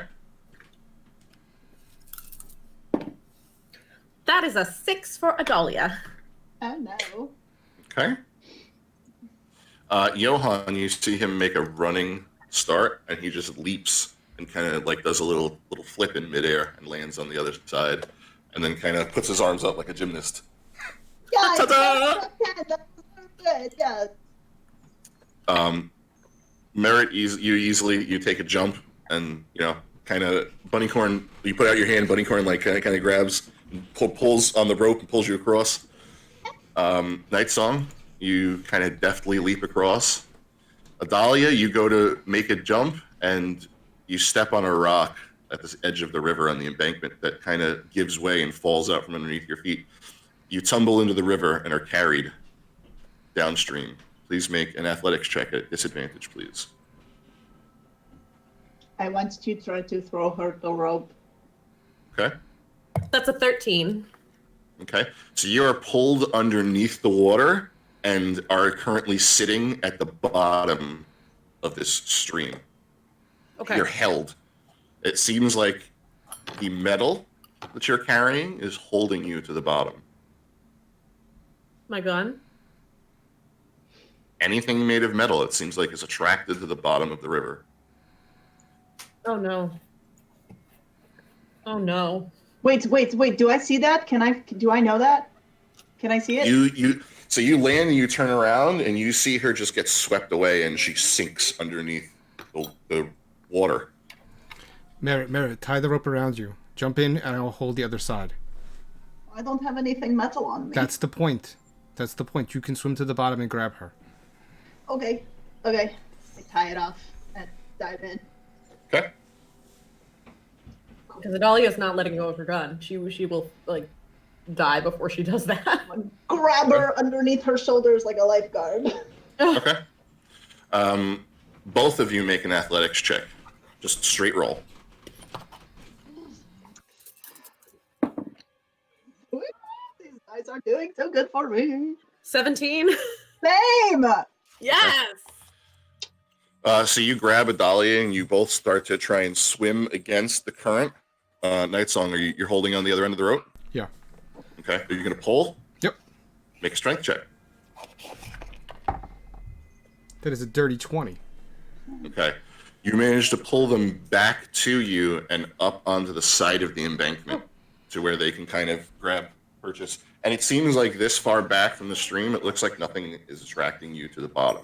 It's just the current. Well, I guess if we want to find out what is further down the river, we're gonna have to throw me in.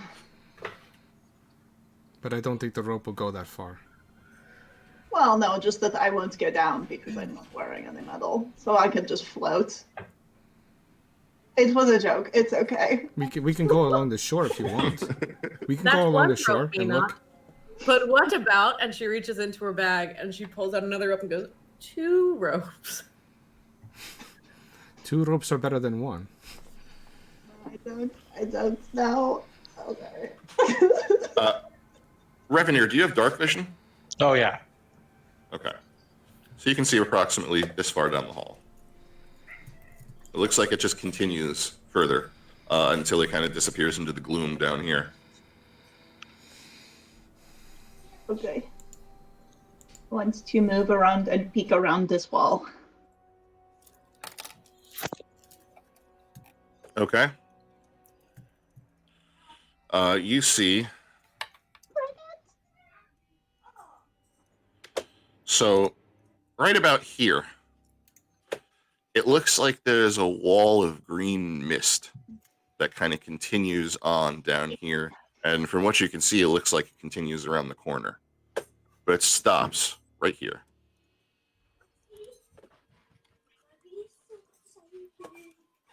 With it looks like a set of spikes coming up out of the ground right beyond it.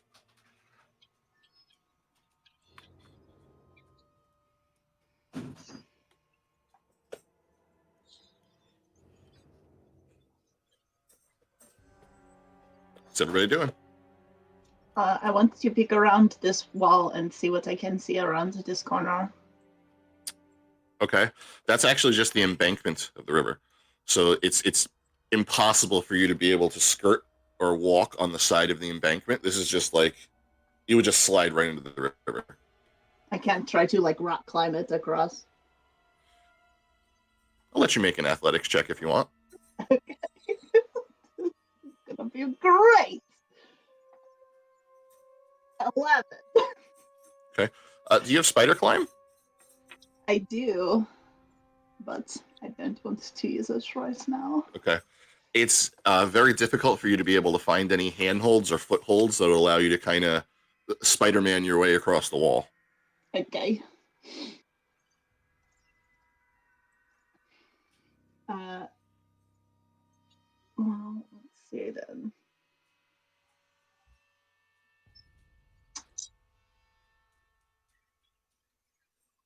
Can I take like a okay, sorry, I want to make sure that I'm envisioning this correctly. So the how far is it from the embankment down to the water? Maybe 5-10 feet 5, 10 feet. Okay. before the water starts, and then the river itself is like 30 feet down to the bottom. Cool.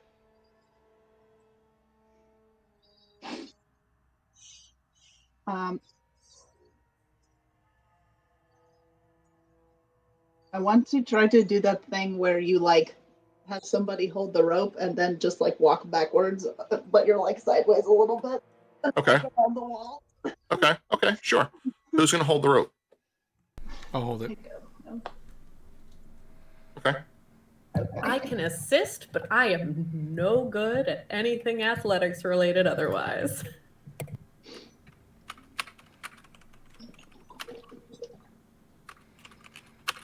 All right. So give me an athletics check, Merritt. Better, that's 15. Can the 16. bunny bring me an end of the rope and I can try to pull? Yeah. Yeah, we can. Sure. So do you want to have Cricket bring the other end of the rope over to Revenir, and you're going to try and pull her across? No, I don't want to go across just yet. I want to go to this. Do you want to level. go further downstream? Yeah, a little bit. Okay. Right, just Sure. where the wall is. Yeah, I just want to get around that Okay. for now. So you see that the river continues, and then goes down into bends again, and goes into what kind of seems like another room. Okay. Well, so what I was trying to do was just get around this wall here to the other side to see what Oh, was to just in right this here? area. Yeah. Okay, Yeah. that's just wall. Okay. All solid Oh, wall. sorry. So this Wall- whole thing is a wall? Yep. Okay, then I misunderstood. I thought there was something This over there. all this here is just wall. Okay. So Okay. is that not what you wanted to do? You didn't want to go down here? No, I misunderstood. That is my fault. I'm sorry. I think Or- I think it's a little confusing where the map shows whether that's actually a wall or that's just another plateau. That's I think what we were looking at. Okay. Yeah. No. This is a wall. This is a sheer just rock face. This right here is the edge of the river, Mhm. and then after that, this part right here is just wall. Okay. Okay. I understand now. So There's no, nothing this is behind the this is darkness not. there? I'm sorry. There's nothing behind the darkness that's covered on the map there. Over here, Yeah. you don't know. This is just wall. So Okay. you have no idea what's over there. What about what's Yep. over on the other side, closer to our right? Over here, Yeah. you haven't gone down there. Can I go down Okay. there and look? Well, actually, I'm holding the rope. I can't go anywhere. But Well, no, then I mean, if that's the case, then forget it because I was confused about what was happening. No worries. Forget it. I'm not doing that.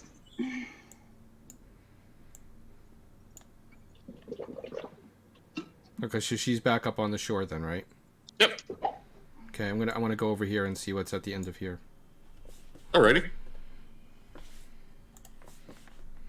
So as you go in that direction, you see that the room ends and then continues around the corner down the corridor.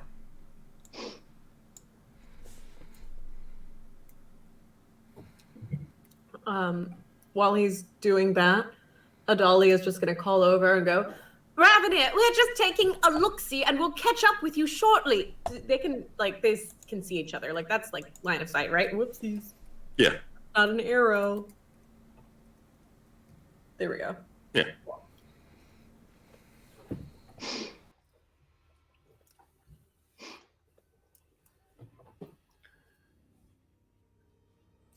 That was- Okay. She goes, she doesn't do that. I was waiting for him to load.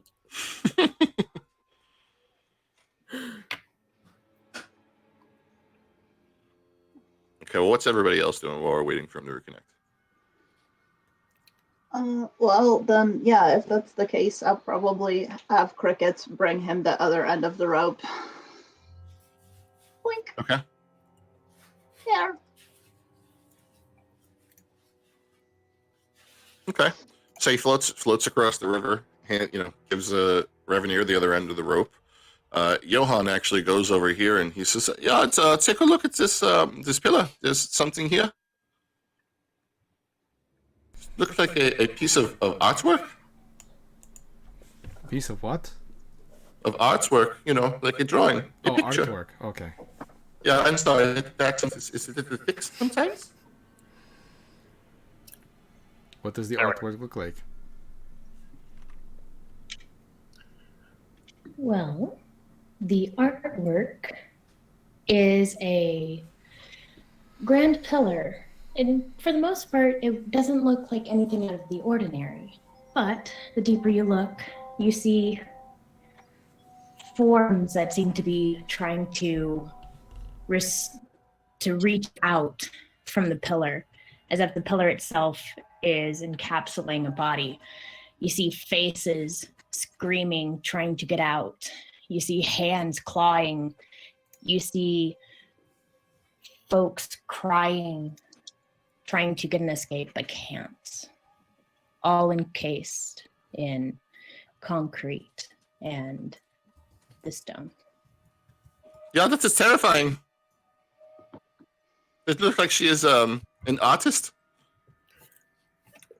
So at this point, Adalia, who can see Ravenir, calls down and goes, Ravenir, it's me, Adalia, from the party. Yes, we are still over here. We are taking a look around, and it looks like Johan and Nightsong have found something, a pillar, but very pretty looking, I believe. But you can come up here, or we can go back down there. I will keep you posted. All right, Adalia from the party. Yes. Yes. It's the equivalent of being like, "Hello, it's me, Adalia, from work." It's like, yes, I see you every day. I know her. I know her from work. Okay. So what are you doing? Well, should I come back or should I keep investigating?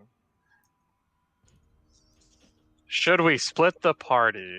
That's a No. real question. I don't know. All right, fuck it.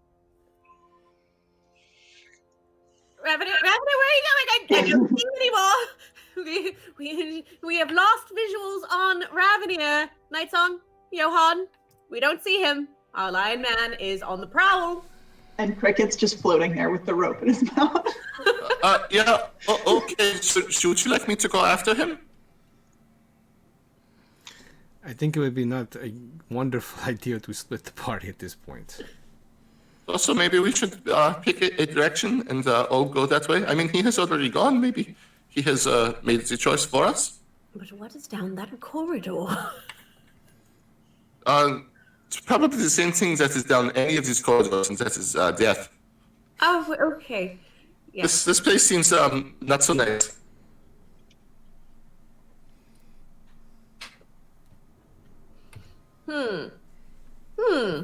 So what Adalia is going to do is she is going to take just some, I guess, some clothes, some of her spare clothes, and she's going to fashion like a little like knapsack thing out of it. Okay. Where she puts her guns in it and metal items. And if she has, she has one bottle of ink. So somehow she is going to use that. And what else have we got? Yes, I think I can construct a little pulley system here, like some wheelies, so it goes over real nice. He's gonna come back. He's gonna come back and say, down this end, there's some spikes on the ground. Johan, you are correct. More death. And he'll take Okay. the rope from Cricket. Okay. So using both of your lengths of rope and some of your various gear, make a tinkering check for me. Can I roll with advantage because of my background? Sure. Okay, thank God. That's better. 17. Okay. So you fashion like a makeshift kind of pulley system, and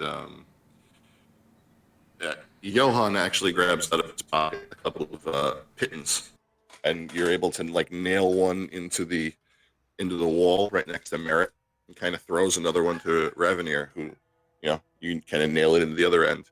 And I'll allow you guys to make your athletic checks with advantage to cross the river. Okay.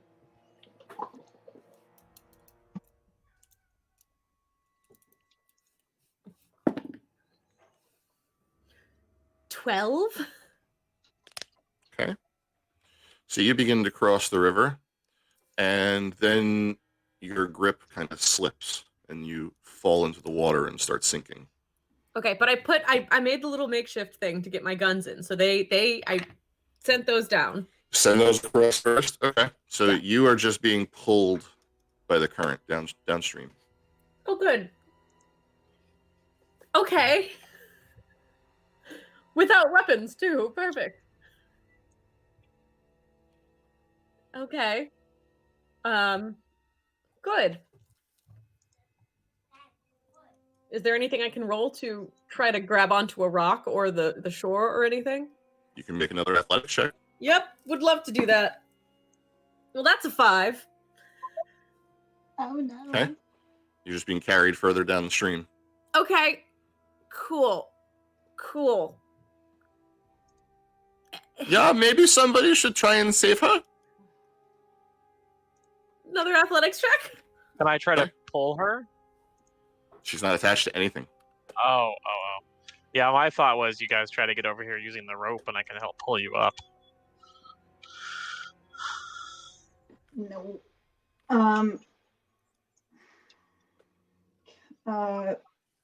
Can I try to get across from where I am? Sure. And try to. Okay, double 18s. Okay. Yep. You managed to get yourself across, and Ravenier kind of receives you and puts you behind him. Okay. Ravnier, do you have any rope on you? Yeah. I should. Okay, give me that now. You hold this, and I'm gonna send Cricket down to try and like float above where Adalia is. Okay. So yeah. Yep. Okay. So you send him down. Adalia, you can try and grab the rope. Make another athletics check. 9. Just out of your reach. Dangles it right above you. You go to grab it, and the rope is just like skims your fingertips as you're pulled further away. Okay. Am I taking any damage? No, not at all. Okay. You're not being held to the bottom because you got rid of your metal items. So maybe You're it just would've been being better. carried by the current. Okay. Okay. He is going to dive down and try to give her wrap the rope around her. Okay. Make an athletics check for Cricket. For Cricket. Oof. Oh,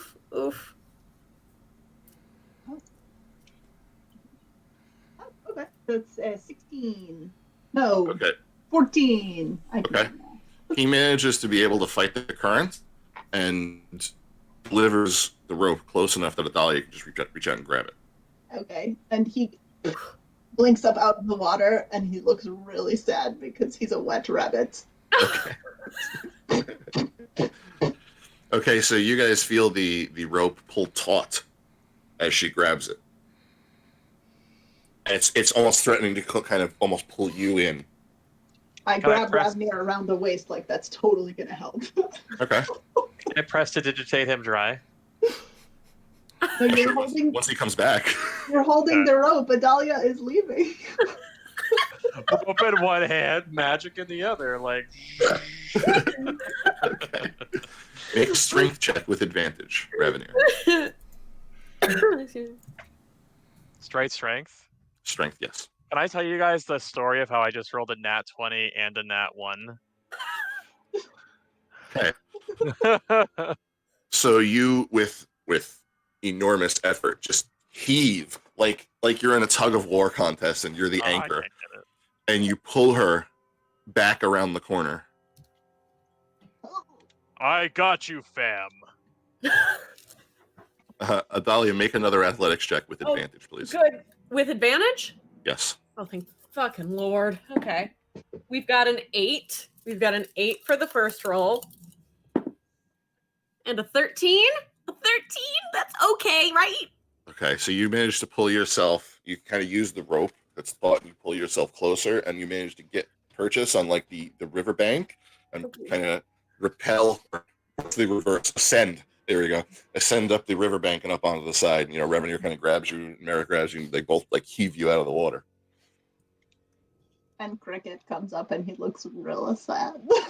He is, I'm gonna yes, press very it to sad. get him dry. wetland. Okay, it's like a blow dryer. Now he's a very puffy bunny. Like, there you go. He does that like, and he's So going Yo- to snuggle up on Adalia's shoulder. Johan takes a step forward, looks into the river, looks at Nightsong, and says, yeah, that looks pretty dangerous. You can't fly by any chance, can you? Ooh. Possibly. What does that mean? I can fly by myself. I cannot carry you, unfortunately. That's, yeah, that is no good. Johan, I'm gonna throw you a rope and then pull you over. Okay. Like, Dude, tight well. Throw it over and he catches it. And then he makes an athletics check to try and get across. And he rolls a 17. So you pull him across, and he kind of lands on the ground and scoots behind you guys. And Sugar on the wall. Mother, you are next. Backing the fuck up. Athletics check. yes. And I throw her the rope. Is that an advantage? No. It's not because I'm helping with the rope. Actually, you're using that pulley system, right? Yeah, go ahead and make it with advantage. Thank God. Okay, that's a 17. Okay, yeah, you make it across. All right. now Otherwise, it was a after- 5. After a whole bunch of effort, you all manage to get safely across the river and onto the other side. Or probably not even the right fucking area either. Okay, well, should we go and see if we can figure out what's this gas? Only a coward would use a river to do their job. I think the river was just like here. No, I think the Countess is playing games with us because she's a coward. Well, she's definitely playing games with us. I don't know about the rest of it, though. Okay. Don, make a perception check, please. If you're there. If you're not there, somebody else make a perception check. I got a 8. Okay. I got a 16. 16. Mhm. So as you're kind of you all step up on the opposite end of the riverbank and you kind of move your way down the hallway, Nightsong, you hear a man scream from over here.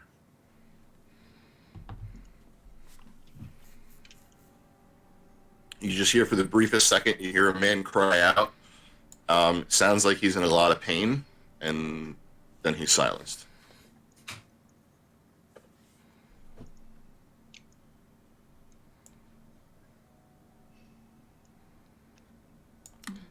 What is the green mist? Can I check it out? Sure. Make an investigation check, please. 14. Okay. How do you do this? How do you take a look at it? Are you going to stick your hand in? Are you going to stick your head in? No, I'm going to stick a vial in it. Okay. With tongs. Okay. Do you touch it? I touch the tongs with my hand, not the mist. So you stick a vial in, on the thongs. Doesn't look like it has any effect.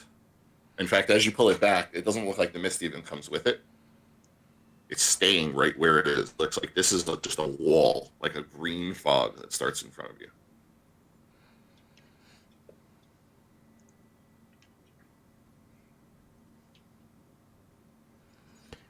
So I'm going to uncork one of my bottles, and I'm going to sprinkle a little blood into the mist and see what happens to the blood. Okay.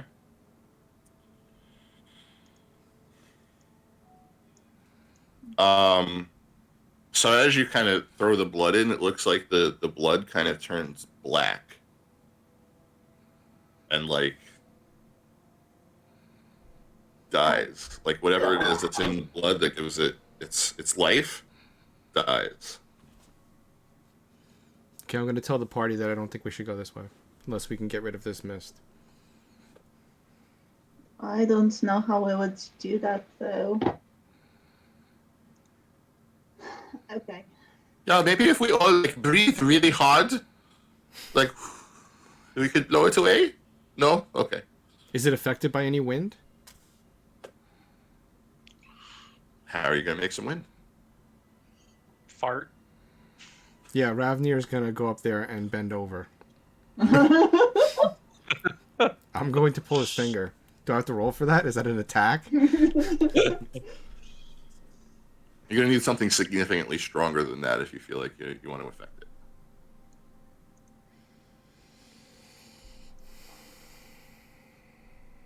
Can I like take an extra t-shirt and just like flap it and see if it moves?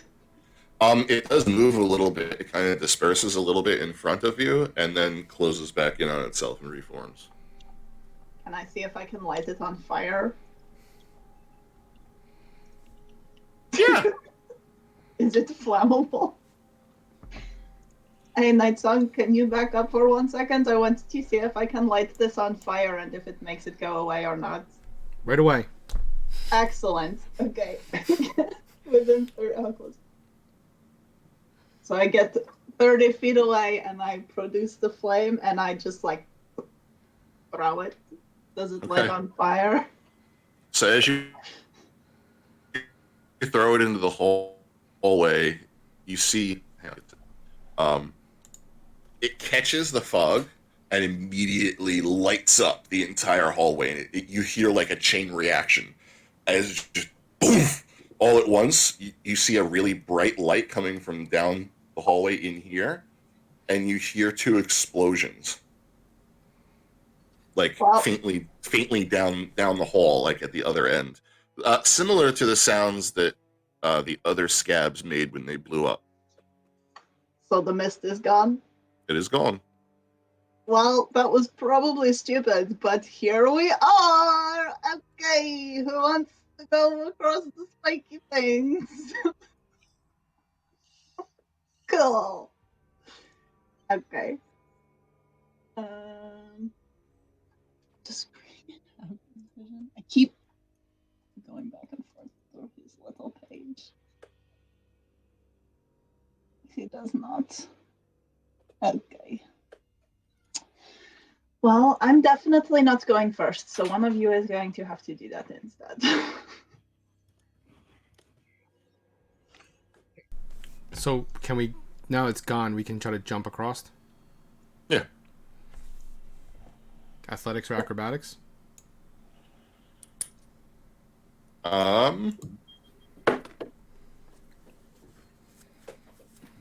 So as you're getting ready to do that, Johan says, "Yeah, look, I think I got a switch," and he presses a switch in the wall, and the spikes recede. Do we see any kind of like pressure plate that would trigger it on any of those stones? It looks like, yeah, right in front of you, there's like two pressure plates that looks like they might trigger the trap again. So Okay, it's don't. a much shorter jump now. Okay, yeah, don't step on those two though. Just like hop over, because I think these two are the ones that make the spikes come up. Okay. Okay.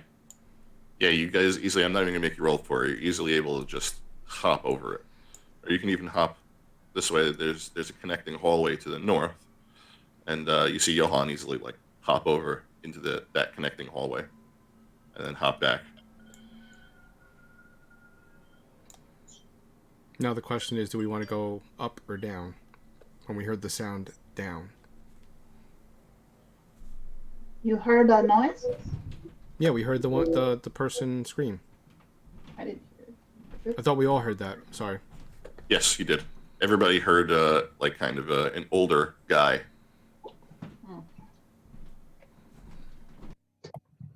Yeah, well, if it came from down there, then that's probably where we need to go, yeah.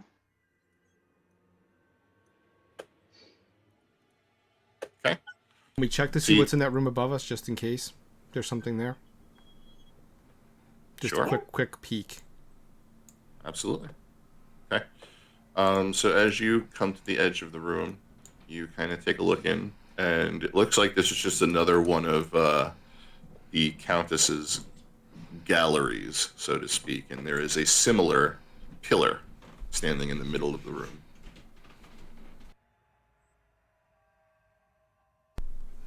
So more of her terrible artwork. Yeah, and this one actually looks like it might have been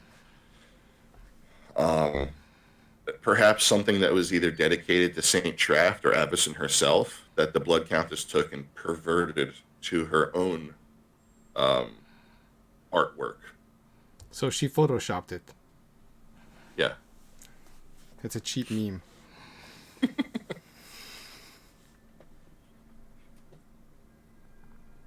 But there's nothing else in the room that you can see. Okay, let's head down. All right. So Johan kind of very carefully stalks down the middle, the left side of the hallway there.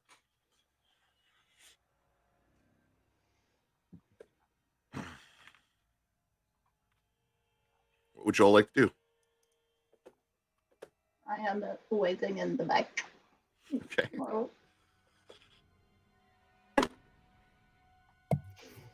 Adalia is she is going right behind Johan, kind of with like a very like faux confidence, kind of like, well, I if you can go first, I can go first too, sort of thing. Okay. Make a perception check. Oof. Would this happen to be a perception check regarding Fae, undead, or anything with... Oh, no. Does it rely on my hearing or smell? Hearing.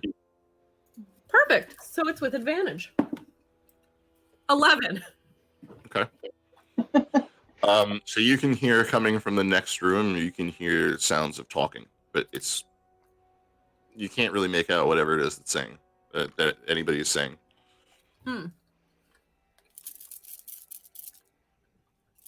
She's gonna kind of like put her hand up like quiet and motion for everybody else to get around there. okay. Oh, well, okay.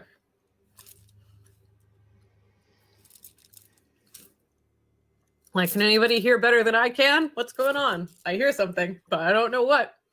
I don't know. We don't hear anything. We hear something from the room. You hear something coming from the next room, and as you kind of move further in the room, you see the bodies of 2 exploded scabs laying on the floor. Perhaps I should take point. This looks like it's gonna get a little hairy. Yeah, Thank you should do that.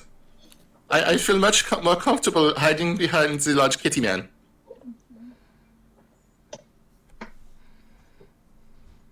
Well, okay. So let us check the Countess's social media on the pillar. See what this one says. I have a quick question for the DM. Okay. I know it was daytime when we entered. What is the time probably about right now? I figure maybe several hours have passed. It's probably approaching the afternoon. Okay, cool. Guys, do we want to try to go in quietly or no? At this point, I don't think it matters. I think she knows we're here. That's a good point. It's a question of how quickly we get there. I am pretty sure she knows we are coming. Okay. That's what a pretty loud boom. Yeah, that exploded a lot of things. Okay.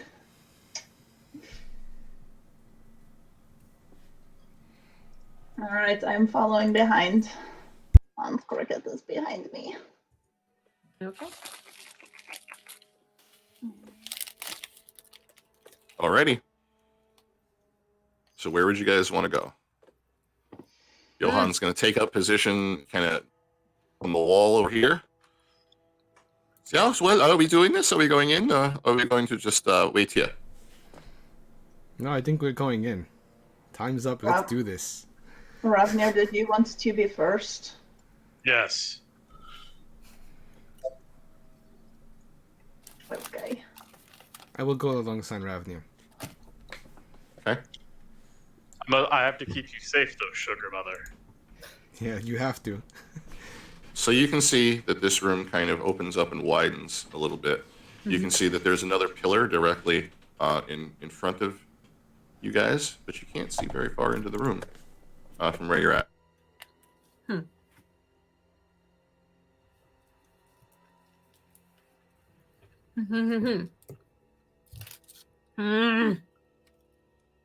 Well, we can try to just light it up, or we can just go in.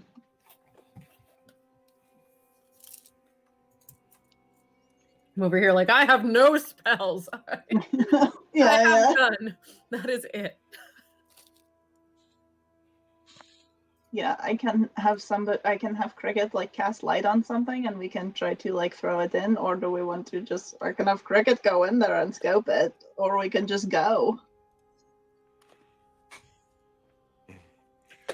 Johan speaks up. He says, I have maybe something I might be able to try. Okay. I can maybe try making an illusion to see if there's anything waiting for us. Okay.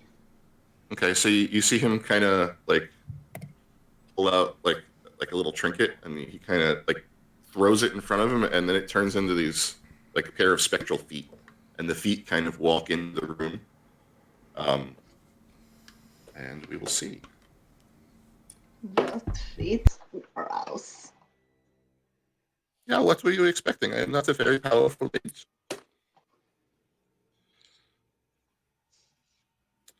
And Night Song, you see as soon as the feet walk into the room, you see this zombie lurch out and try to grab them. Everybody roll for initiative. Oh no, I didn't get all of them. Oh god, that's so much better.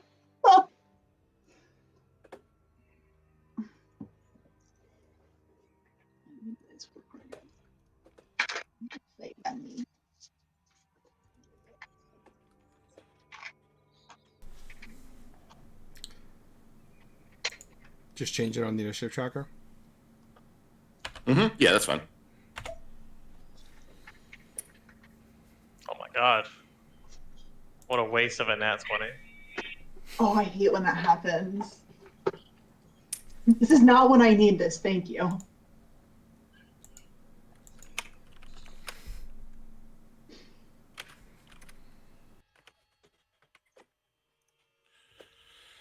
Okay. Oh, he would have been up here before we even got up there. By night stuff.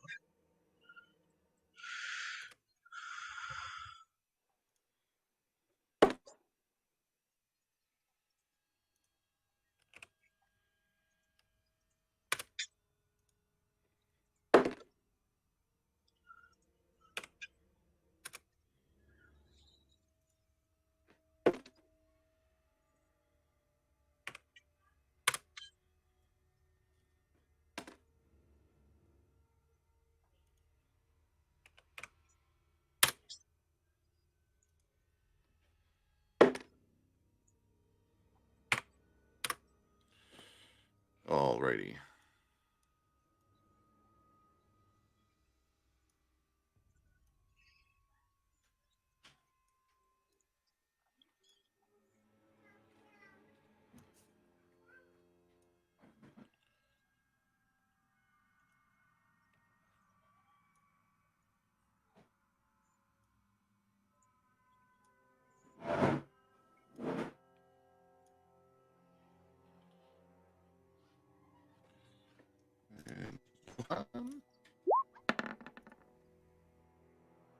Goddamn, Johan.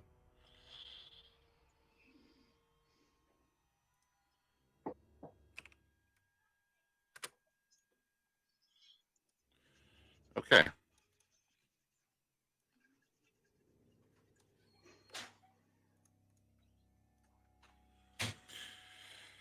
So before you is a large room which looks to have been once used as a burial chamber, but no longer. Now at one end sits a makeshift altar upon which has been placed a strange metallic cube about the size of a human head. About 10 feet away from the altar is a shimmering gate, approximately 10 feet in diameter.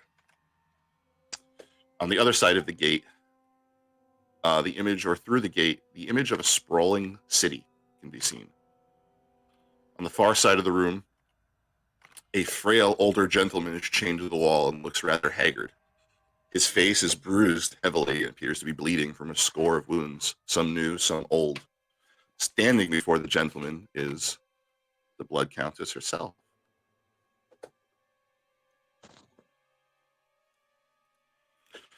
Blood Countess, please describe yourself.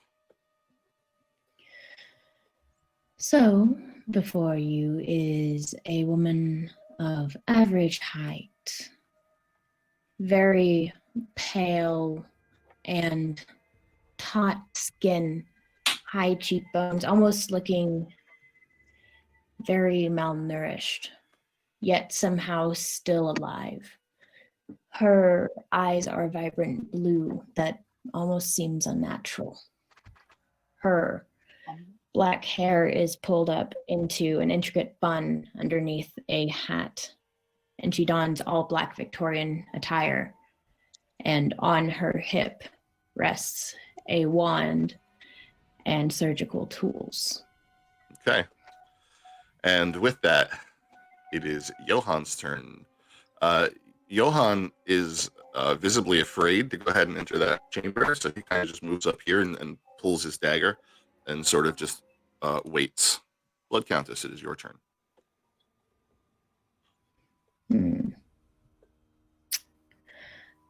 What to do?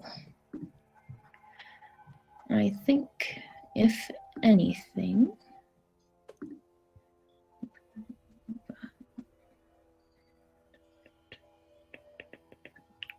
I am going to go forwards and see if I can make any use of my spells.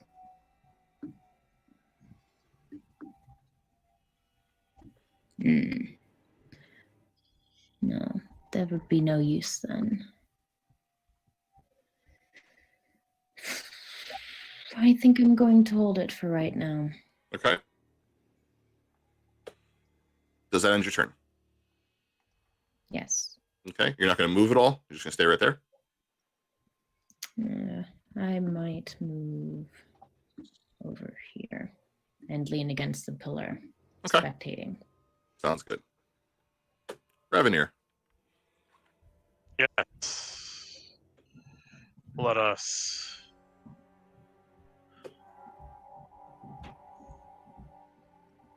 I'm gonna 5, 10, 15, 20. I'm gonna walk right in there. Okay. I'm gonna look at this big motherfucker. Okay. That one is a zombie or a scab that you can see is stitched together and is currently smoldering and smoking as if he is almost burning from the inside. It appears that the fire that affects the other scabs does not appear to affect him. I am going to attack him, and against my better judgment, I'm going to use the great weapon thing. Okay. So 14 hit. Yes, it does.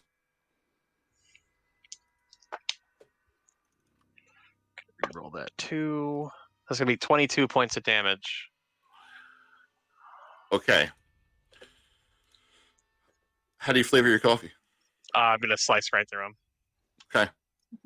So you charge in, and with a downward stroke, you cut down, and his flesh folds in like paper or some other extremely soft material.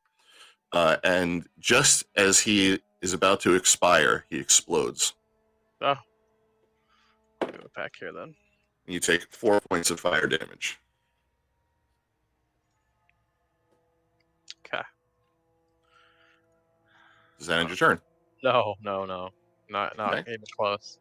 Since I killed somebody, I can also make an attack as a bonus action, but I'm going to come 5, 10 feet and attack this one with my Okay. second attack. Okay, that is another one of the burning variety. There's a 16 hit. Yes, it does. It's going to be 23 damage. How do you flavor your coffee? Again, just... Okay. So just like the first one, it carves into him easily. And right before he expires, he explodes again. You take 1 point of fire damage as you're pelted with the burning remains of this scab. And I took 4 from the previous, correct? Correct. And then...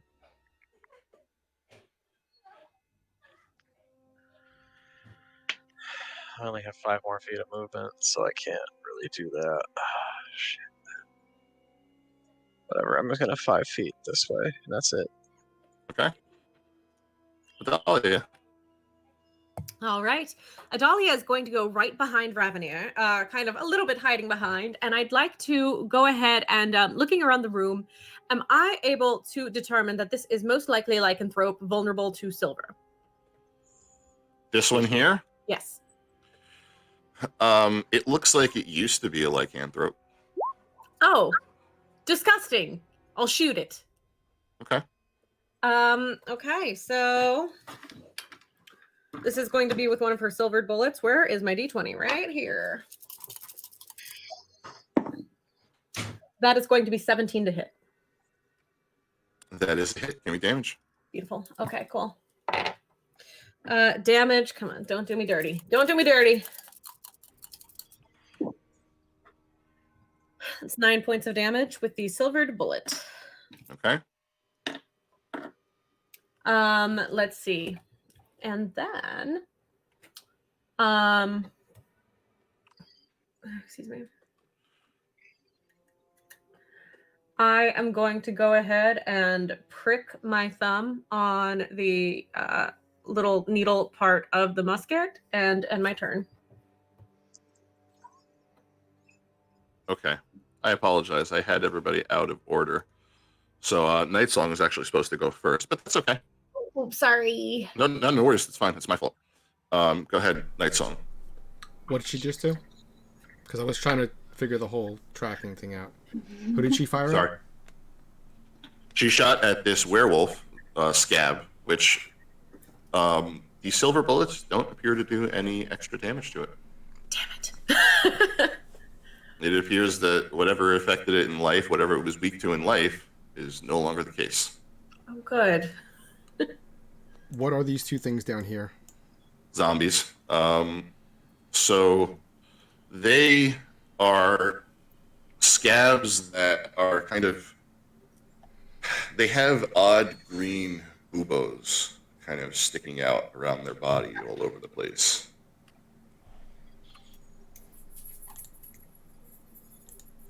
Okay. I will go right here, and I will give them 2 Eldritch Blast, 1 to each, and then 2 shards, 1 to each. Okay. So that is a 22 and a 30-20. Both hit. One is a 10, one is a 5. Okay. The 2 shards are a 16 and a 18. Both hits. Nice, max damage. So, 8 each. Okay.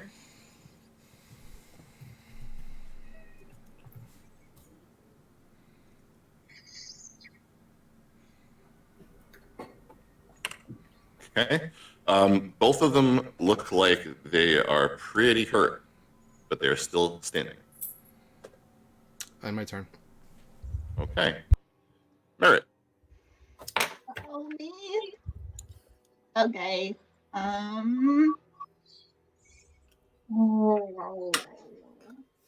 Okay, I am going to move up to here. And I am going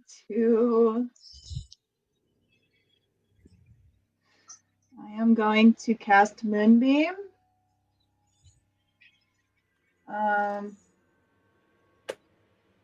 Wow. Right here. And then I am going to tuck behind Johan. Okay, you're going to cast Moonbeam where again? I'm sorry. I put a little square right there. Okay. What's the range on Moonbeam? 120 feet. Yeah, okay, wow. All right, great. Does she have to make a save? Not right now. Okay. On her turn. Or if anybody steps into it. Okay, great. That ends your turn? Yep, that is the end of my turn. Okay.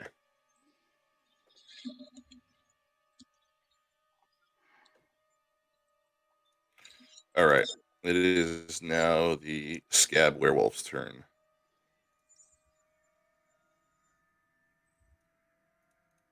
It is going to move up to here, and it is going to hold an action. It's now this Scab's turn. It is going to move up to here, and it is going to attack Night Song.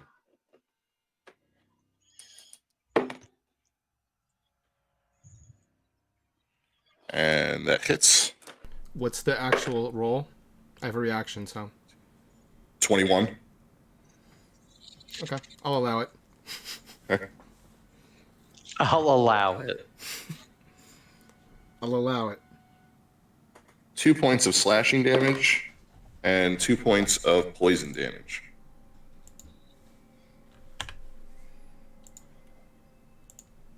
And that ends its turn. It's now the other Scab's turn. It's going to move around the pillar here and attack Ravenir. No, that's okay. He doesn't need to do that.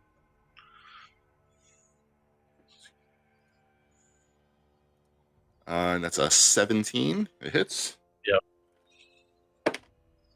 Does 4 points of slashing damage and 1 point of poison damage. That is the end of its turn. This one here is another one of those burning zombies. Is going to move up here. Actually, you know what? It's going to stay there and it's going to guard the Countess. This brings us to Johan. Johan says, "Yeah, what should I do? What do you want me to do?" See if you can get in and hit one of the two zombies that's in front of us. Even if he wants to shimmy past us. Get both of them. Okay. So he's going to move up here and he's going to make a bonus action hide. To hide behind the Dahlia.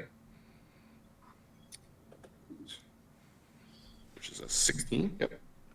And then he is going to throw one of his daggers. Disadvantage. And that hits. He should get a sneak attack too because we're engaged. Yep.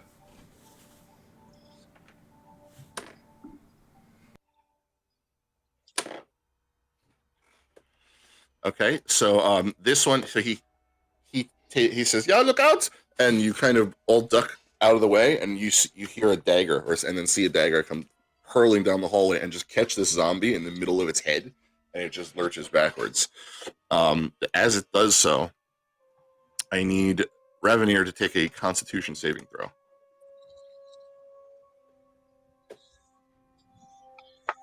With advantage, right? No. 13. Okay. So as it gets hit, it releases these noxious fumes, these weird green blackish fumes. So it just like and farted on me. You quickly cover your mouth to avoid it affecting you. Sweet. Would that be 0 hit points? It would. Alrighty, I would like to go ahead and invoke Blood Curse of the Fallen Puppet to have him move to, what's his movement? 20 feet. 20 feet? That won't work. So we'll have him move over by the other scab and take an action against him. Okay. So he rolls over and he attacks.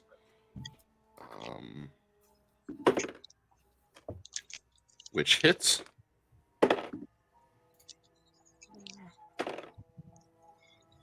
Does 5 points of damage. And that one dies. Night Song, I need you to take a Constitution saving throw, please. 15. Okay.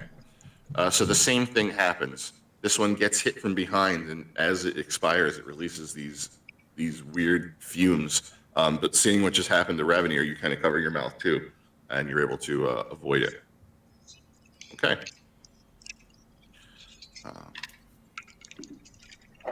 Johan's going to move in here and end his turn. Countess. I am going Constitution saving throw, please. The DC is 13. Okay, so failed by 1. Okay, that is 2d10 damage. Okay. So that is 11 radiant damage. Right. Okay.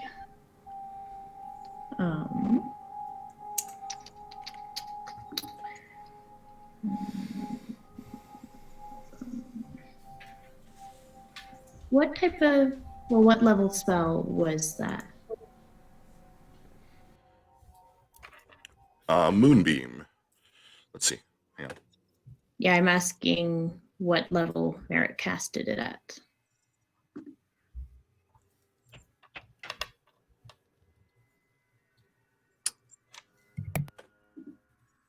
Hang on. Okay.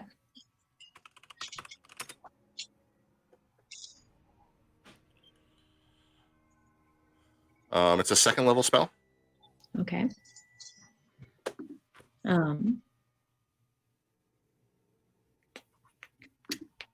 How far away is she from me? Dang it. That would not work then.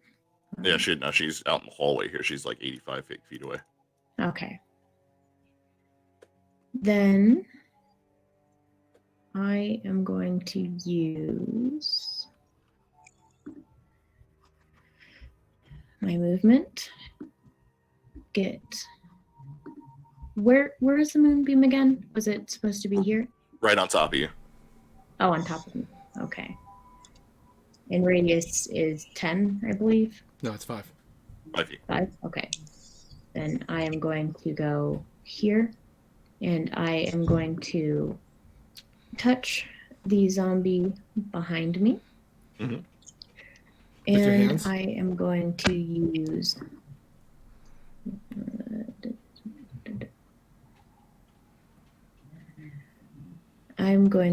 false life. Okay.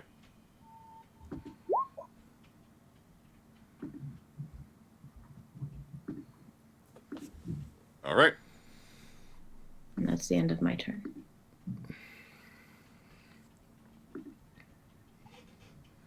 Okay.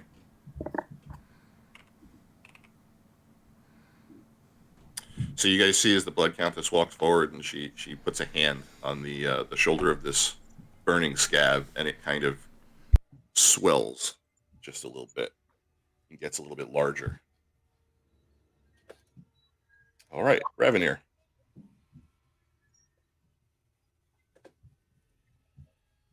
Yes, I was stuffing my face, as it were. Let's see.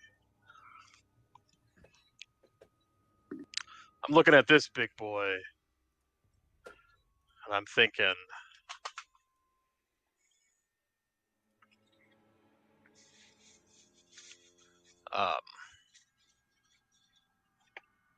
of making this poor life decision and going right at it 5, 10, 15, 20, 25, 30 feet.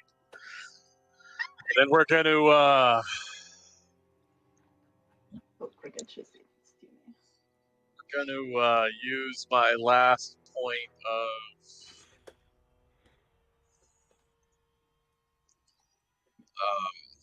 fighting spirit to give myself 5 temporary hit points and advantage on all of my attacks until the end of my turn.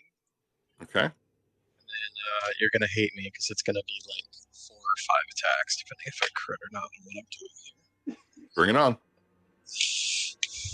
Actually, hang on. I got to see if that's a... Oh, no, I can't.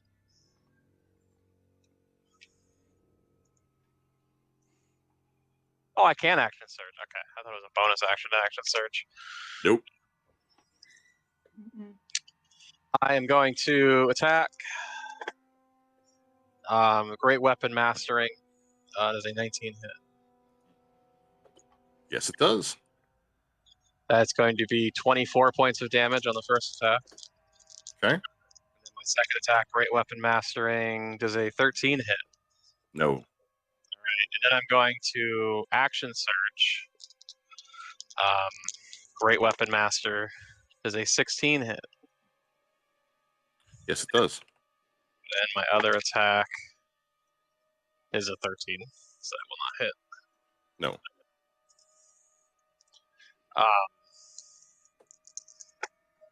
I did not roll damage, correct? No.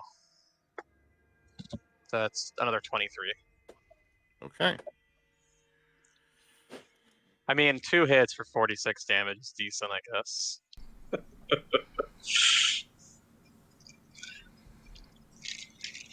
So you all see as Revenue marches up and just goes ham on this thing and just starts swinging at it.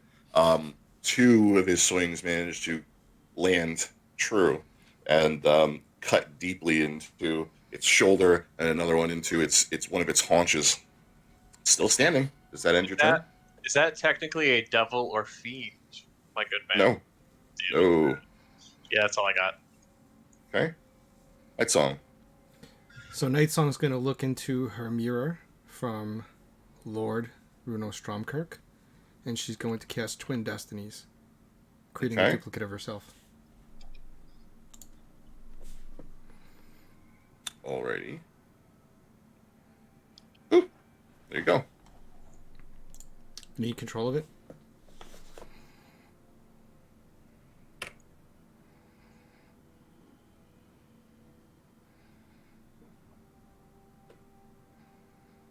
Just a sec, roll 20 is being slow. Yep, fine.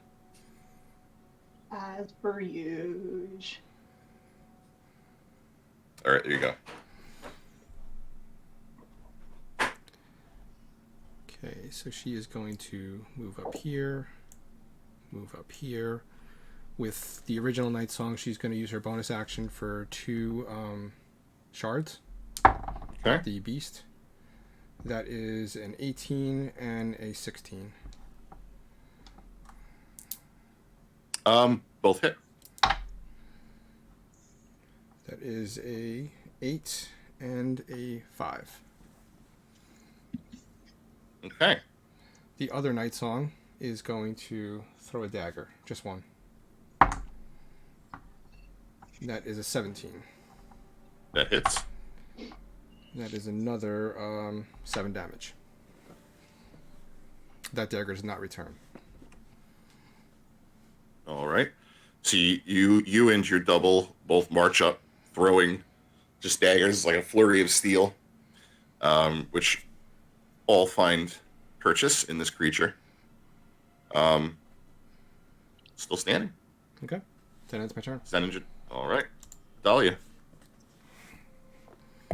All right, so Adalia's turn. She is going to go on ahead and make her way up this way a little bit more, and we are going to go ahead and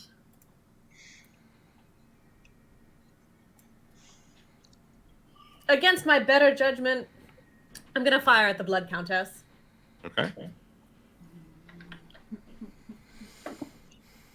That is a natural 1. Oh no! So, yeah, that was a terrible idea, and it has happened, and I have missed. Okay. Oh, and not only that, it's a fucking misfire. Oh no! That's no, no. correct. Your rifle is now jammed. Oh Okay.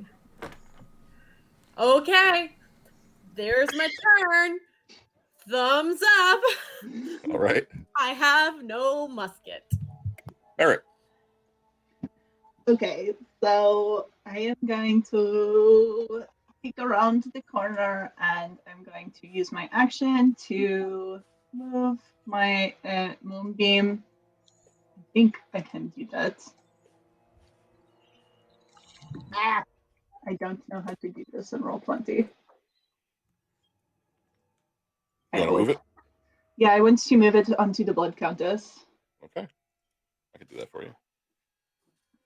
Okay. I know how to do it when I'm DMing. I don't know how to do it now. There we go. Okay, got it. Thank you. And then I am going to use the rest of my movement to move behind this pillar and kind of tuck back. Like pillar. Oh no! I'm having And- problems. Ah! Forget it. I don't care. Okay. Everything is going crazy. Okay, and that is my turn. So I'm like tucked behind the pillar a little bit, sort of sitting like halfway on this dead thing. Ugh. Okay.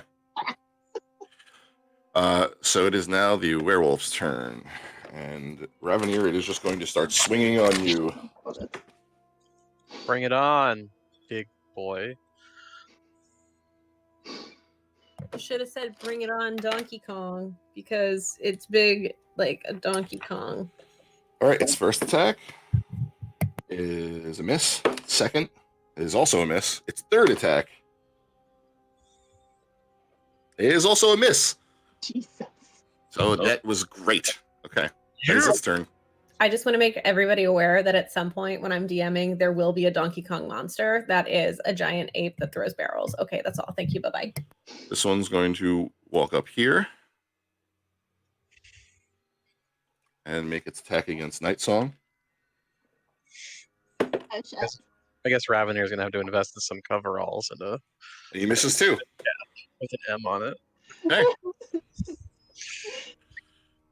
Johan is going to take a running jump, try and clear this river, which he rolls a natural fucking 1 on, falls into the water.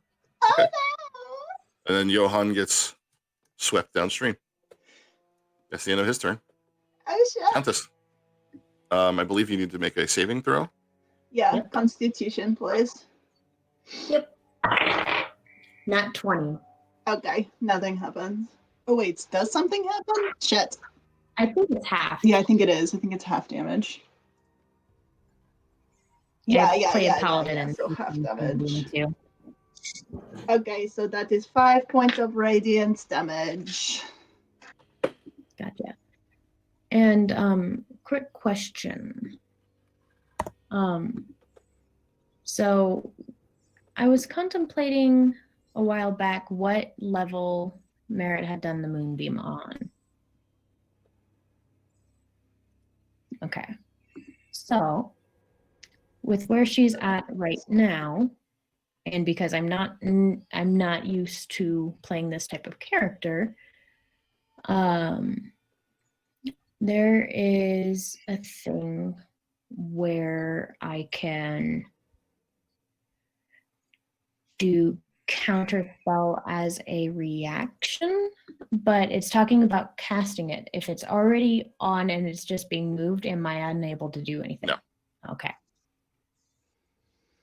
Gotcha. You have to counter it during the time of casting. Okay. Yeah, I was trying to contemplate how all that worked.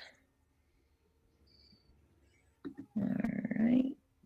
So then let's take a look-see.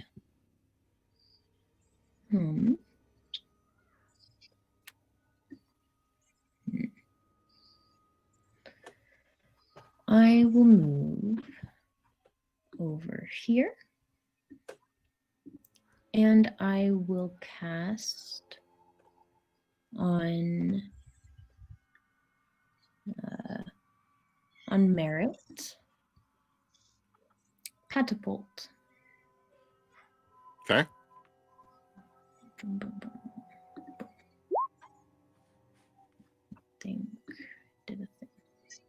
Okay, so dexterity saving throw. Okay.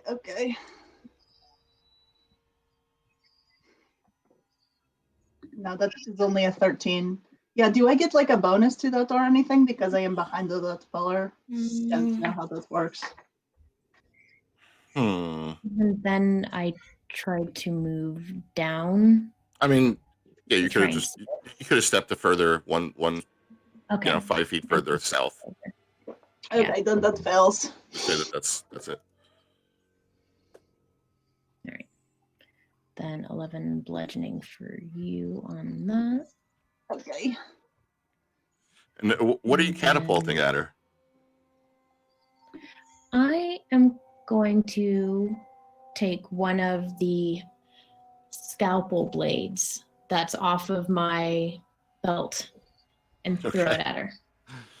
So you can see as the blood countess takes one of her surgical instruments off her belt and just holds it out in her hand flat, and the instrument like lifts up and shoots across the room. That's the end of my turn. Okay. Revenir. Yeah.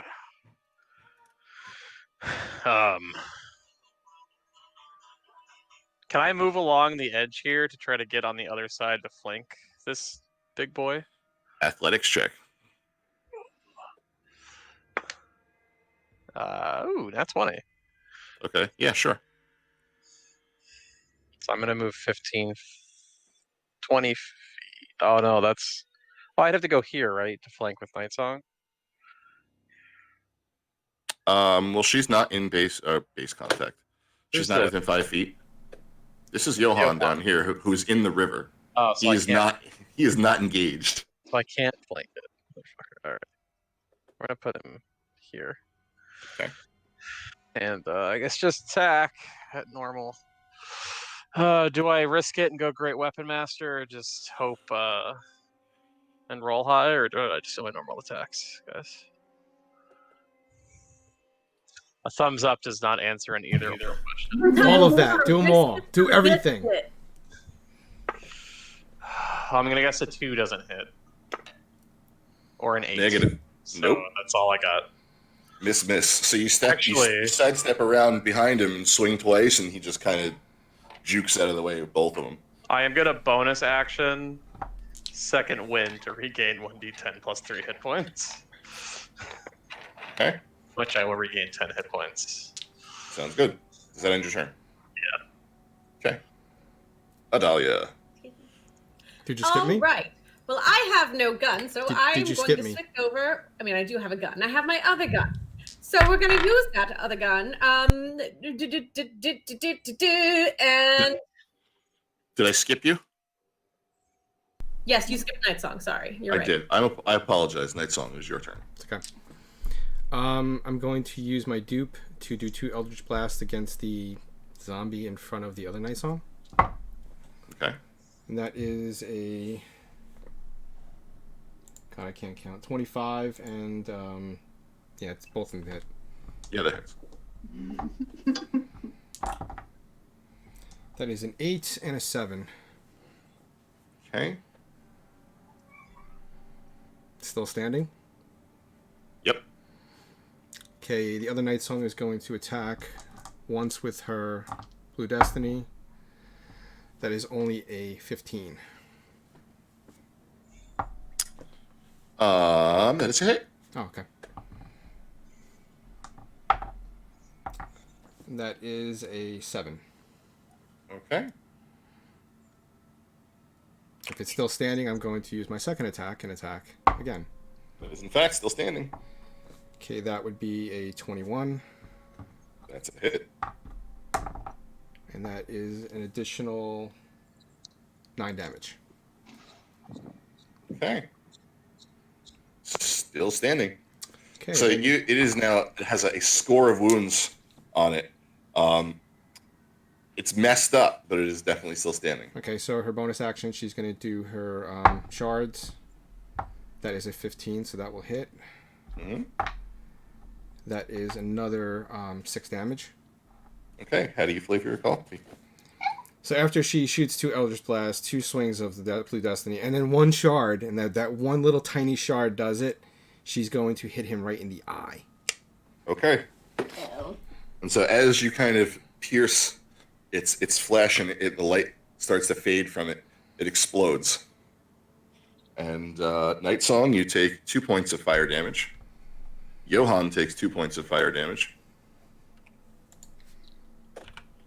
And the werewolf takes 2 points. And then move 5 feet, Night Song, so we can flank the werewolf.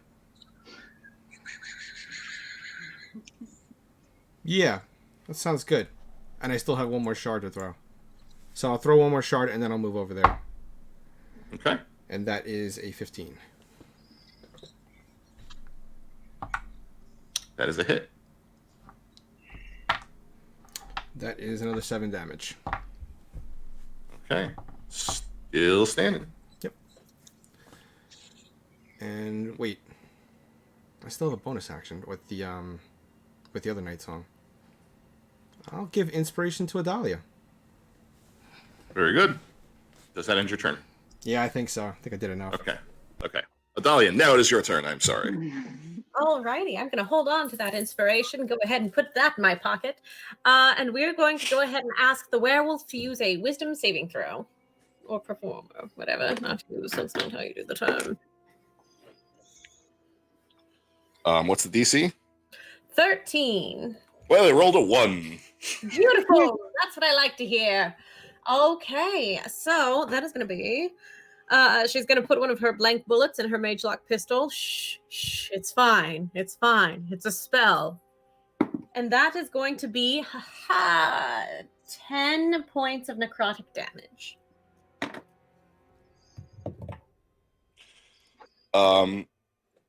It takes none.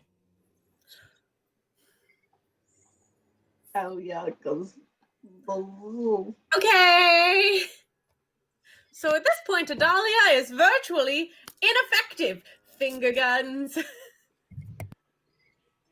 Oh, I wouldn't say that. But- She is going to hide behind duplicate Night Song. No, she's gonna go hide. No, she's hiding behind duplicate Night Song, and that ends her turn. Very good. Merit. only okay. I am going to move the moonbeam as my action onto right here onto this guy. Okay. And then I am going to do what Merit does best and hide behind this pillar again. Okay. Does that end your turn? Yes, that is my turn. Okay. And he needs to take a what saving throw? Constitution, I'm sure that is very high, but He rolled a 5. Give me damage. excellent. That is very nice for me. Okay. Oh, that's pretty. 14 radiance damage. Okay. How do you flavor your coffee? Okay, so when he starts to go to attack, I assume around there, this like sparkly light jets down from the ceiling and it like looks like it's burning him, and then his flesh just starts to like and it Okay. just like melts. So as you see this scab werewolf start to burn and kind of fall apart and turn into ash, before it does, it shoulders its way forward past Night Song and goes to bite Adalia. Did I get an AOO? It's already dead. Okay. Which is a hit. And it does 8 points of piercing damage before you see it burn up the rest of the way and fall to ash. Johan is going to make an athletics check to try and not get swept down river. But he fails. No, Johan! That's Johan's turn. He says, yeah, please help me. Okay. Blood Countess. I am going to go and look at my stuff again because I, of course, didn't think of familiarizing myself with this.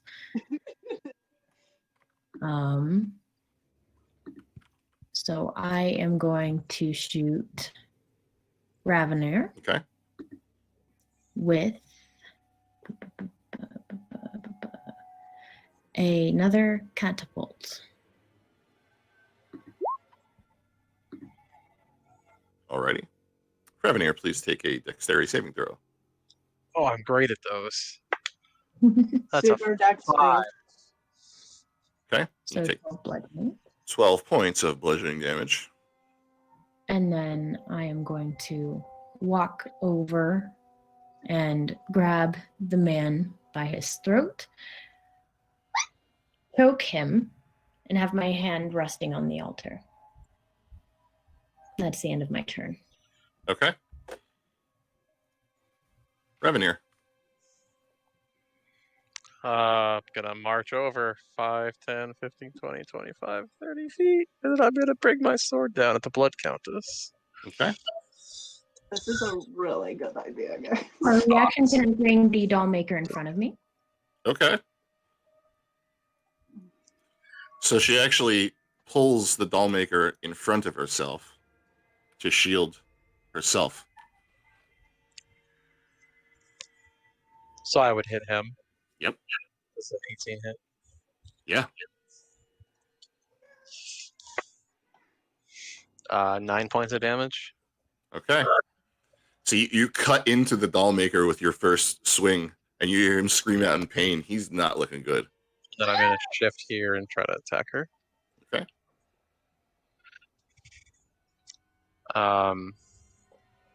Does a 24 hit? Yes, it does. It's gonna be 10 points of damage. Okay. Give me one moment. And then I'm going to do a daunting roar as a bonus action. I'm sorry. You kind of got really low. I'm going to do the daunting roar as a bonus action, so I need a wisdom saving throw from the Blood Countess. Okay. Okay. That And the doll. Okay. that was a nat 1. He rolled a 3. Oh no. All right. Well, I did this on purpose. So, as a bonus action, once per short rest, creatures of your choice within 10 feet that can hear you must succeed on a wisdom saving throw DC 12 or become frightened of you until the end of your next turn. So that means both of them basically need to run away from me, and my hope is he's going to run towards my allies away from her, and she'll go the opposite direction. Okay. And that's all I got. Alrighty. Night Song. What's the blue thing in the middle? That's a portal. That is a portal on the other side of which you can see some type of a city. Sprawling city. Is it Boston? No. It's Detroit. Oh, I don't want to get Is RoboCop there? Yes. Do I have line of sight of the Blood Countess? Not from where you are. If I were to move up here, would I have line of sight? Sure. And if I were to move down here, would I have line of sight? Sure. Okay, I'm going to use 4 Eldritch Blasts. Okay. Okay, so these are natural rolls are, well, with the modifier. Let's see. 27, 18, 16, and 17.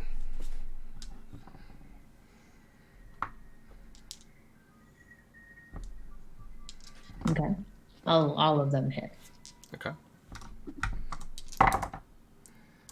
And let's see, 20, 26, 30 damage. I am unconscious. Okay. So, Now we are out of initiative order. So with those Eldritch Blasts, you see they all slam into the Blood Countess, and you see her body kind of fall slack. She releases the Dollmaker from her grip, and her body slumps against the ground.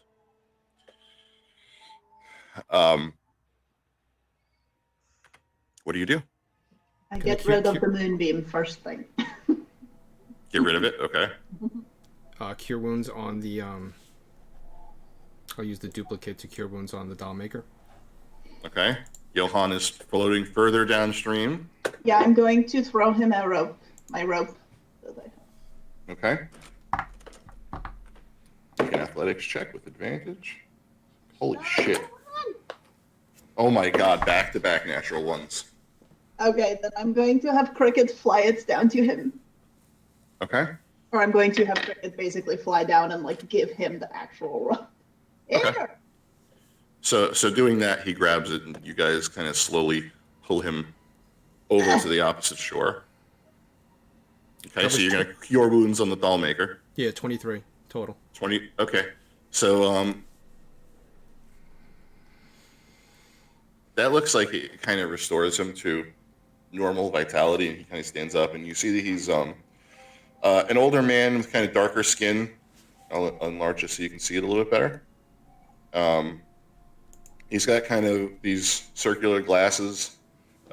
He's dressed kind of well, although his clothes appear to be in kind of like tatters. And he just sort of stands up and says, "Oh, thank you. What can I do for you for saving me?"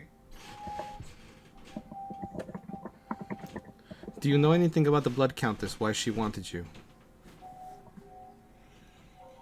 He says, "Oh, well, I believe that she was asking me about how I made Evelyn." Your daughter, or daughters? So you've met her. Yes. As you're talking, you hear a low rumble, which increases in volume exponentially, faster than any of you have time to react. A brilliant beam of light rips through the ceiling of the tomb before a loud crack similar to thunder rolls through the room, nearly deafening you all. A few moments later, when the dust begins to settle, the resplendent form of an archangel descends into view and drops just inches from the floor. She levels a gleaming silver spear at the party, each of you in turn, before coming to rest finally on Nightsong. Nightsong, you've seen this one before. This is Avacyn. But Avacyn looks different.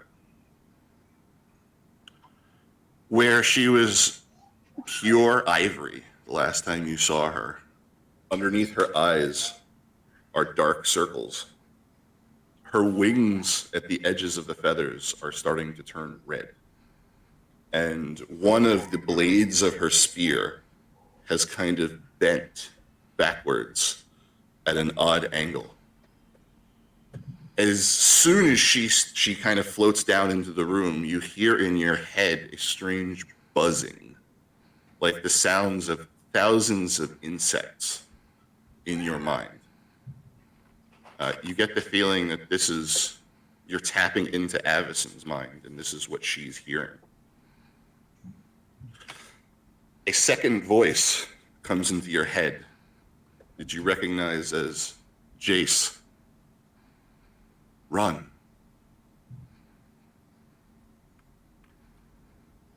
Seconds later, another form drops down through the hole, wearing a bright silver mask.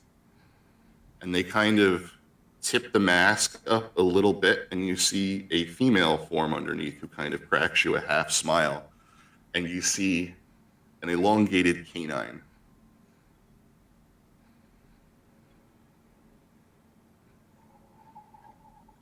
What do you want to do? Do I recognize her? No. You've never seen this person before.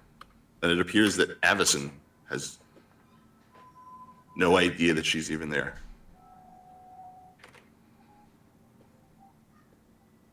Avacyn levels her spear at you and says, "Filth, wretches, abominations, you must all be destroyed.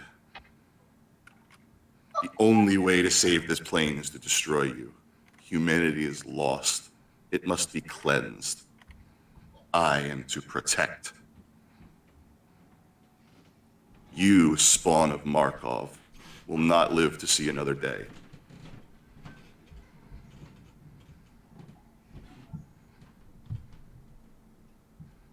You hear Jace's voice in your mind again. Run.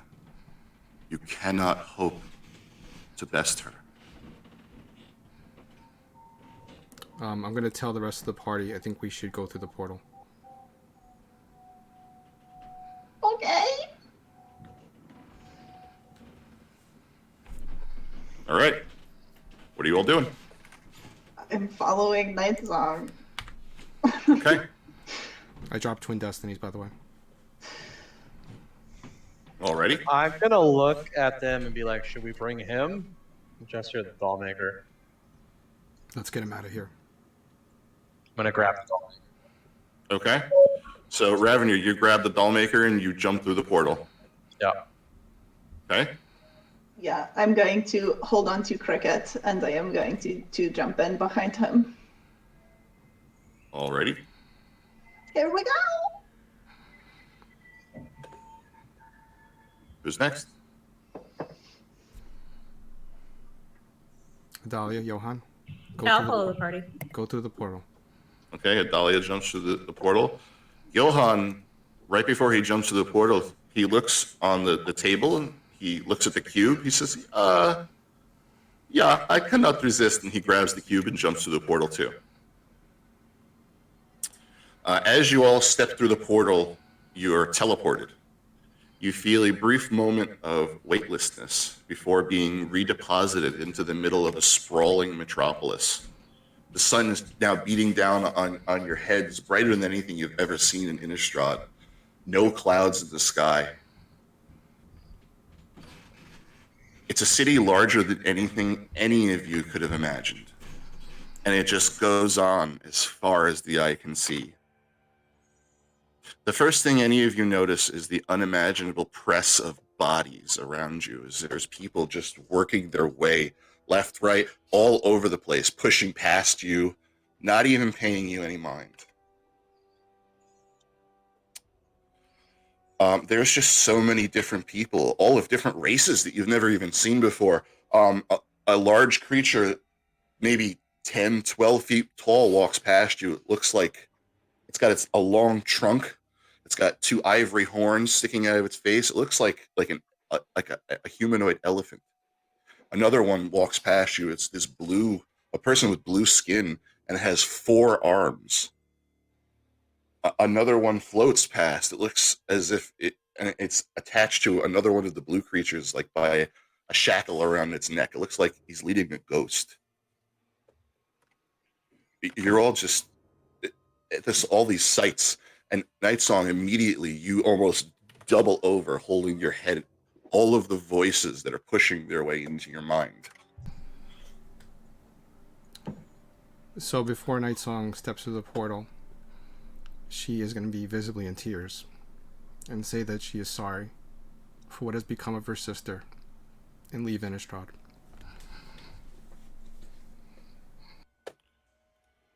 Welcome to Ravnica.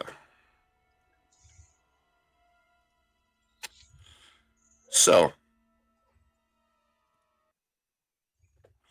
as you're deposited into this sprawling metropolis, Nightsong, as you regain your composure, you feel that same voice push through your mind again, Jace's voice. He says, I see you've found your way to my plane. I'm glad you followed my instructions.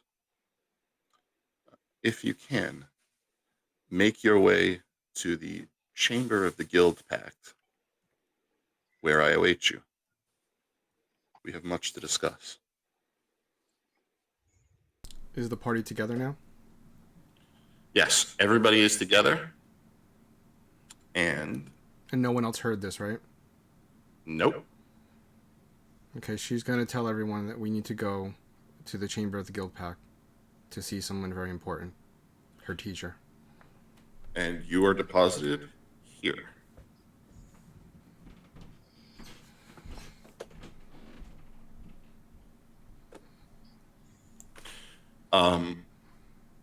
Kind of the first thing you notice, it looks like somebody kind of picked up a whole forest and deposited it in the middle of the city.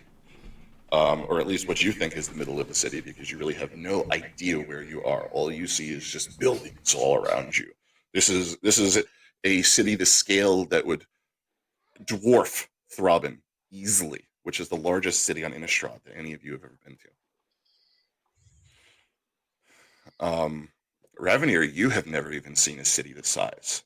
Nothing. Did we die? No, no, that's not what happened. So Johan actually kind of like, I don't think we are dead. Or at least not again. I am, he kind of like pokes himself, pinches himself. Then he pokes all of you. I think we are okay. Wait. No, I think. Do you remember those guys that like really scared the cat guy who like was helping us before, and they just like poofed out of a little hole in the that appeared in the middle of the swamp? I think that is what has happened. I think that we have gone to what did you call them, Christina? She called them like plains people. Yeah, I think that is what happened. We have like moved to another like plane. Another plane? What? I don't know. That's just what they said. I was Yeah. sent from Theros to Innistrad. What is a Theros? What is a Theros? That's where I'm from. Oh, Dahlia is just reading through her notebook, really confused. well, And the dollmaker it looks terrified. He has no idea where he is, and the scope of what has just happened is like threatening to crush his mind. I'm gonna plant a suggestion in him to calm down. Okay. I'm going to have Cricket sit on his shoulder. Okay. No roles involved. Between the two things, he looks like he kind of comes to his senses a little bit and kind of composes himself. And all right, okay, but we can do this. Yes, you can. I like pat his cheek a little bit. It's going to be okay, probably. Don't worry. We'll keep He you fine. worded probably. Hey. Well, where do we need to go, you said? We need to go, I don't know the distance, but it's the Chamber of the Guild Pack. Okay, well, do you know where that is? Do we know? You have no idea where that would be. Merritt is like staring up at all the buildings. Should we ask somebody? I bet these people probably know. We should ask that guy, and he points at the elephant man. He has a trustworthy snout. As you guys are talking, you see actually Johan has moved into like where the crowd is thickest, and he's just letting people bump into him. And you see him like gradually taking things and putting them into his pockets. He's just letting people walk by, and he's lifting things out of their pockets and taking them. Kind of at random. He rolled a natural 20, so he's like, nobody's catching him. Okay. I try to just like tap somebody on the shoulder. Excuse me? Hello? Can we ask for okay. directions? Sure. You stop one of the elephant men. Hi. And, it is a, like I said, a very large humanoid, big ivory tusks coming out the front of his face. He looks like he has a monocle, and he's dressed sort of like what you would expect from like a politician or a bureaucrat. Yeah, Merritt is like super wide-eyed, like, whoa. Hey, can you tell us how to get to where do we need to go? Sorry. So bad. I think you just said it. Where are we going? The Chamber of the Guild Pact. Right. Can you tell us how to get to the Chamber of the Guild Pact, please? We are a little bit lost. So he looks down at you and he like dwarfs you. He's so large and kind of Yeah, takes Merritt one is big tiny. hand and just like pats you on the head, and it's like hard enough that it like makes your knees buckle a little bit. And he's like, ha ha ha, of course, little one. You just go that way. He kind of points behind him and points like off in this direction. Okay. Just follow this road. It will just take us there. Sugar Mother, we should tip the man for such great directions. I think he's doing just fine on his own based on his fancy clothes. He says, if you follow the road southeast or southwest, you will come to the 10th District Plaza. Follow the plaza to the south, and you cannot miss the offices of the Guild Pact. Okay. Well, I'll thank tip you, him 5 kind suns. sir. I think... Sorry, one at a time. Sorry, Merritt? Oh, I was just saying, thank you, kind sir. I think for your helpful directions, you have a good rest of your day. He just kind of nods and starts walking off. Go. What was it you said, Nightfall? Give him 5 suns. Oh, okay. So he kind of takes them and he looks them over. They're like a little peculiar, but he puts them in his pocket anyway. His gold is gold. Thanks you. What is everybody doing? I'm going to follow the way that he pointed. Follow his directions. I'm prestidigitating Johan so he's not wet anymore. I'm gonna do that blow dryer setting again. Okay. like Marty McFly in Back to the Future. It's kind of just like he's all right. He's like, oh well, that's impressive. I wish that I could do that. That was come in handy. What else can you do? Can you make sure my coffee never gets cold? I can heat it up, yes. That is amazing. We should find some coffee. Yes. Okay. I love coffee after criticals. So you take his directions and you kind of follow the roads, and you ask people here and there on the way where the 10th District Plaza is. Before you come to this grand concourse in what you feel is the center of this city, along the edges of the street are these enormous banners hung up. Each of them has different symbols on them. It looks like there's about 10 of them, all in different colors, all with different symbols.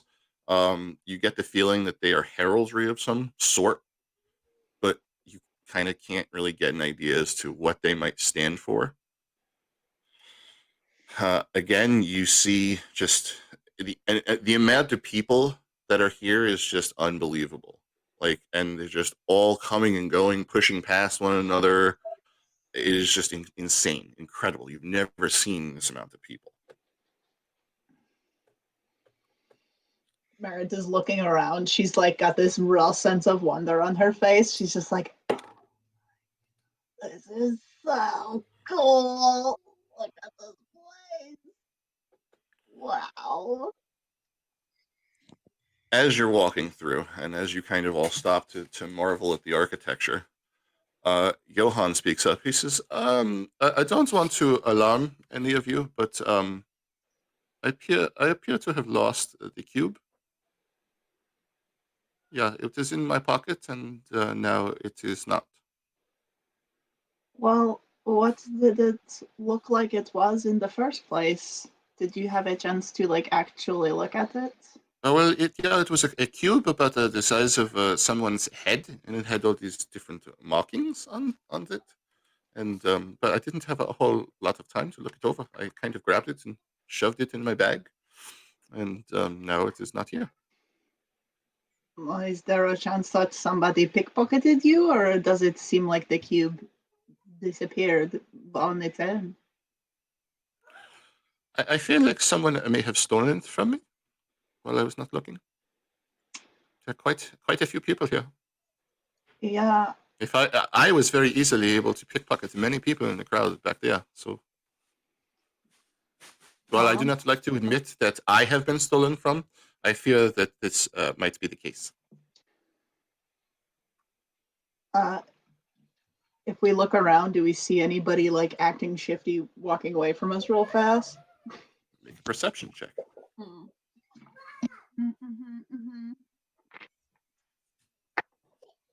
Oh, 24. No. With the sheer amount of people that are in the crowd, you don't see anybody. Nobody's running. Nobody looks like it's not obvious. Well, if somebody did, then that's probably kind of a lost cause right now. I'm sorry, Johan. That is not good. We do not know what that artifact is capable of. No. Well, maybe where we're going, you can like describe it to the people, and maybe they would be able to tell us more about it. Who knows? Okay. And so, kind of as you're finishing up that conversation, you look to the southeast and you see this enormous dome-like object that is kind of rising up above the city and supported by these like 8 or 10 different struts with sort of a staircase winding up and inside of it. And you get the feeling that's probably what you're looking for. Where we're at right now, what do we see around us? You see a conglomeration of different buildings. Some of them are like real tall, 10, 12 floors. Like I said, there's like 10 different banners hung up down either side of the street, of the plaza. And there's all sorts of people coming and going through various doorways, archways, side streets, and what have you. Do the banners all look the same, or are they different? No, they are all different. Each one of them bears a different symbol. Okay. She'll probably jot those down in her journal. Okay. And like kind of tap on things and just kind of like there. Okay.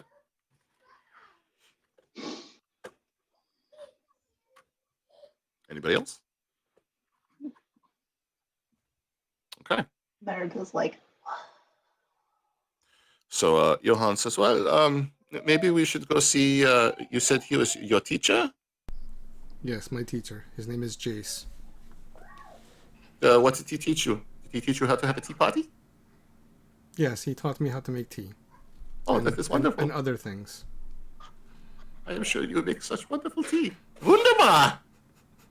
but if he is your teacher, then how did he get here? Have you been here before? I have never been here before, but he is a planeswalker. Yeah, that thing. Oh. Would everyone know what a planeswalker is, or would they hear about it? No. You were the only one. Then perhaps I will let him explain it to you. Okay. Okay. Are any of the banners too complicated to draw? No. Okay. No, each of them has a simple symbol in the middle of it against a different colored background. Okay. I'm also going to reach out and just kind of pat the closest person to me. Okay. You get kind of a weird look. It's it looks like a weird person. So they kind of look like a fish that's walking around on land. Like they have their skin is blue and kind of scaly. They have some fins kind of coming up off the side of their head. It looks like maybe they are like a humanoid or merfolk type of thing. And they kind of touch their face a little bit and kind of like laugh a little bit and turn back to the party and walk back. So they kind of like swat at you with their hands and sort of push you away and are like, what's the matter with you? Okay. They kind of just give you like a weird, disgusted look and like, turn around and go about their business. Okay, anything else, or would you like to continue to the chamber of the Guild Pact? Go to the chamber. Yeah, let's go to the chamber. Okay.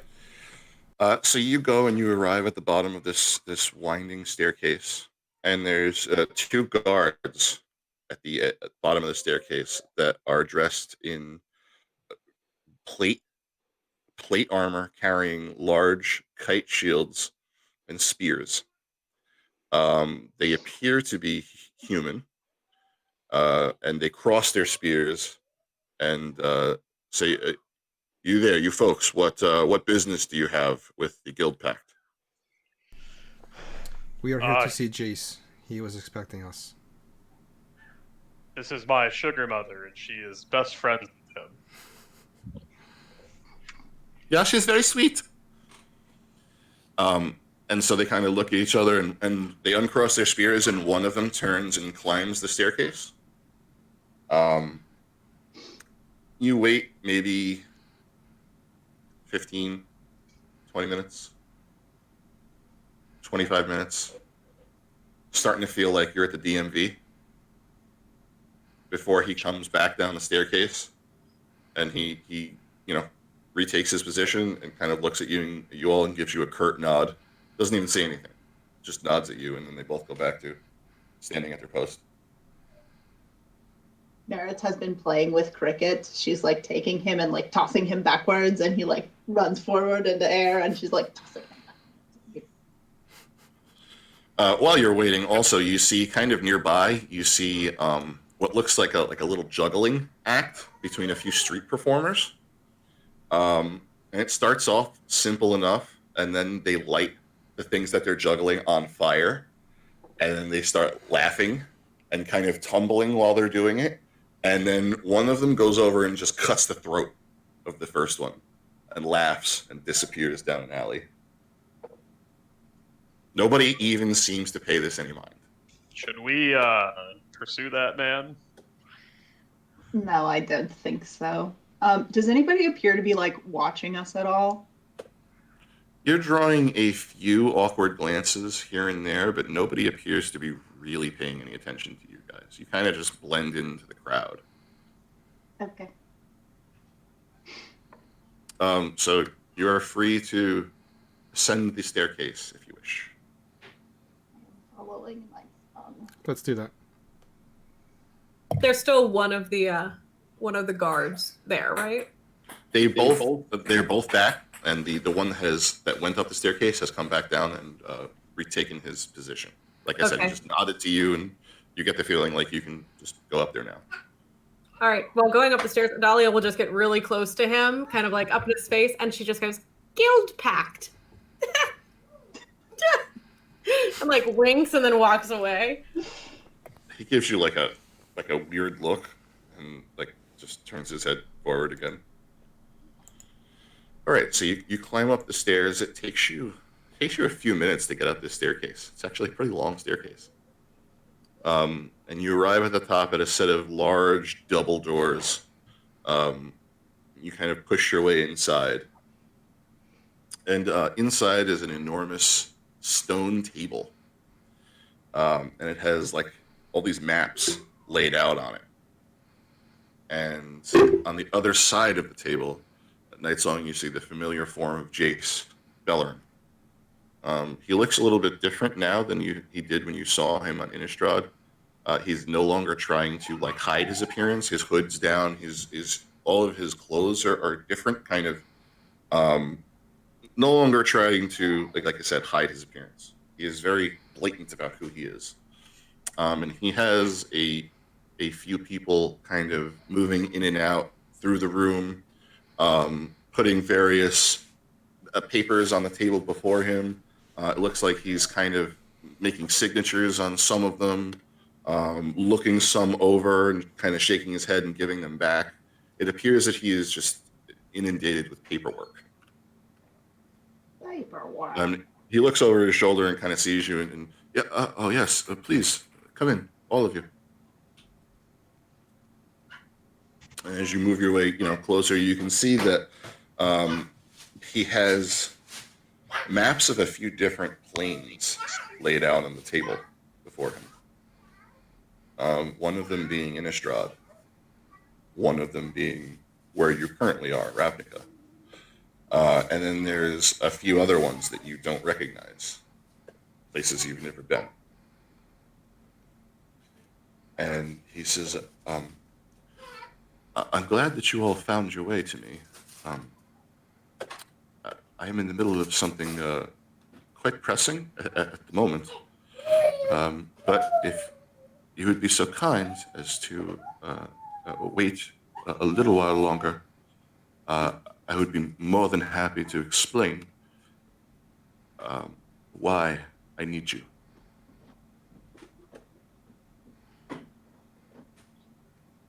Does anybody want to say anything, do anything? I don't think of anything to say. Just, I guess, wait for him to tell us. Why the hell not? Why the hell not? So, as he's talking, Johan kind of inches his way towards the table and tries to grab one of the maps. And Jace goes, I'd rather you didn't steal my property. And Johan goes, yeah, no, I was not doing anything. He kind of slides the map back on the table. I don't know what you're talking about. Mr. Guildpact, sir. I have been told that you are friends with my sugar mother, Nightsong, and do you know a way to Theros? He says, well, I can travel there myself. However, taking other people with me is difficult. You just He says, do you happen to have the cube? Johan had it. Someone took it. You lost the cube. Well, it wasn't lost as much as maliciously swiped from our personages, as you see. You see very briefly a look of almost anger across his face, and he kind of he leans harder on the table and kind of tenses a little bit before regaining his composure and saying, well, before we can continue, we're going to need to find it. That is the key to being able to send you out on the next leg of your journey.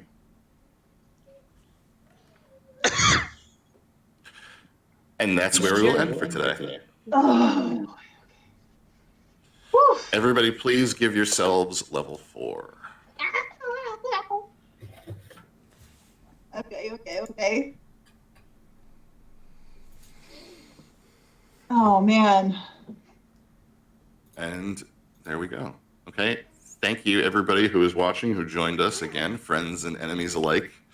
Thank you to our guest player, the Blood Countess, for joining us. Yes. Wonderful job. That was wonderful. And I hope everybody will come again in 2 weeks for our next episode, where our next DM will be taking the reins. Hey, everybody. Thanks for showing up. I hope everybody had a good time. And enjoy the rest of your Sunday. Yay, thank you.